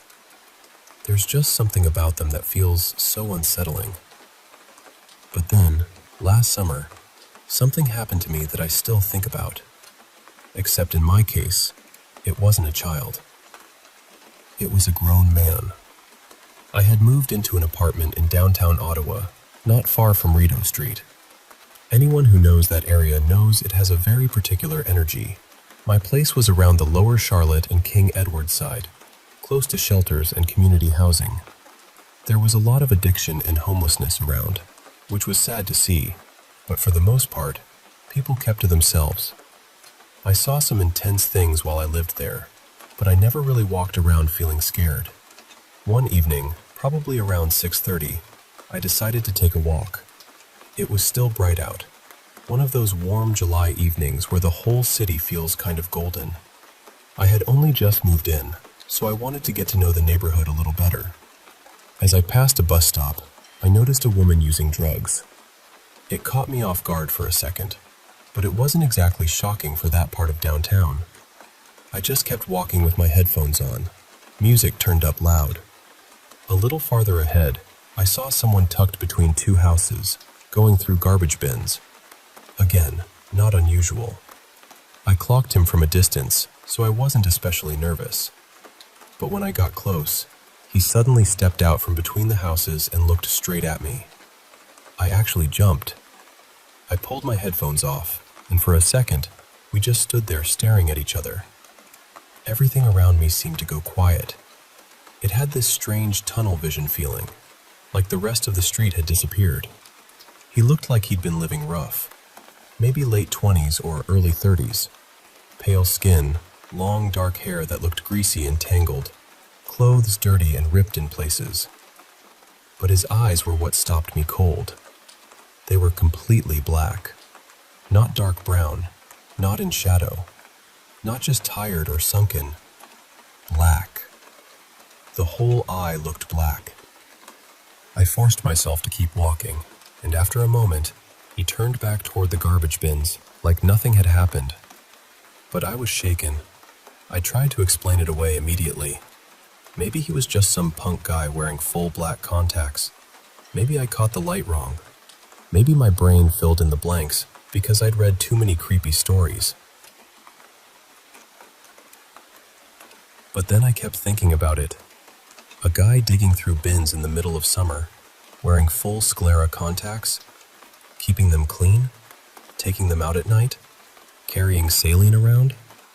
It just didn't make sense to me. It felt too weird, too specific, too out of place. And that wasn't the only strange thing that happened while I lived there. Later that same summer, my roommate was away, so I was alone in the apartment. Sometime around 2 or 3 in the morning, I woke up to a woman screaming outside. And I don't mean arguing or shouting. I mean screaming. The kind of scream that makes your whole body go still before your mind even catches up. It sounded like pure terror, like something out of a horror movie. At first, I thought she was right below my second-floor window. I just froze in bed, listening. She kept screaming as she moved through the neighborhood. It went on for what felt like half an hour, slowly getting farther and farther away. I remember lying there debating whether to call the police, but I kept thinking that in that area, there were usually officers nearby, and surely someone else had already called. I also wondered if maybe it was someone having a mental health crisis, which made the whole thing feel even heavier. The next day, I asked a couple of neighbors if they had heard the screaming. They both said no. Nothing. That bothered me almost as much as the scream itself.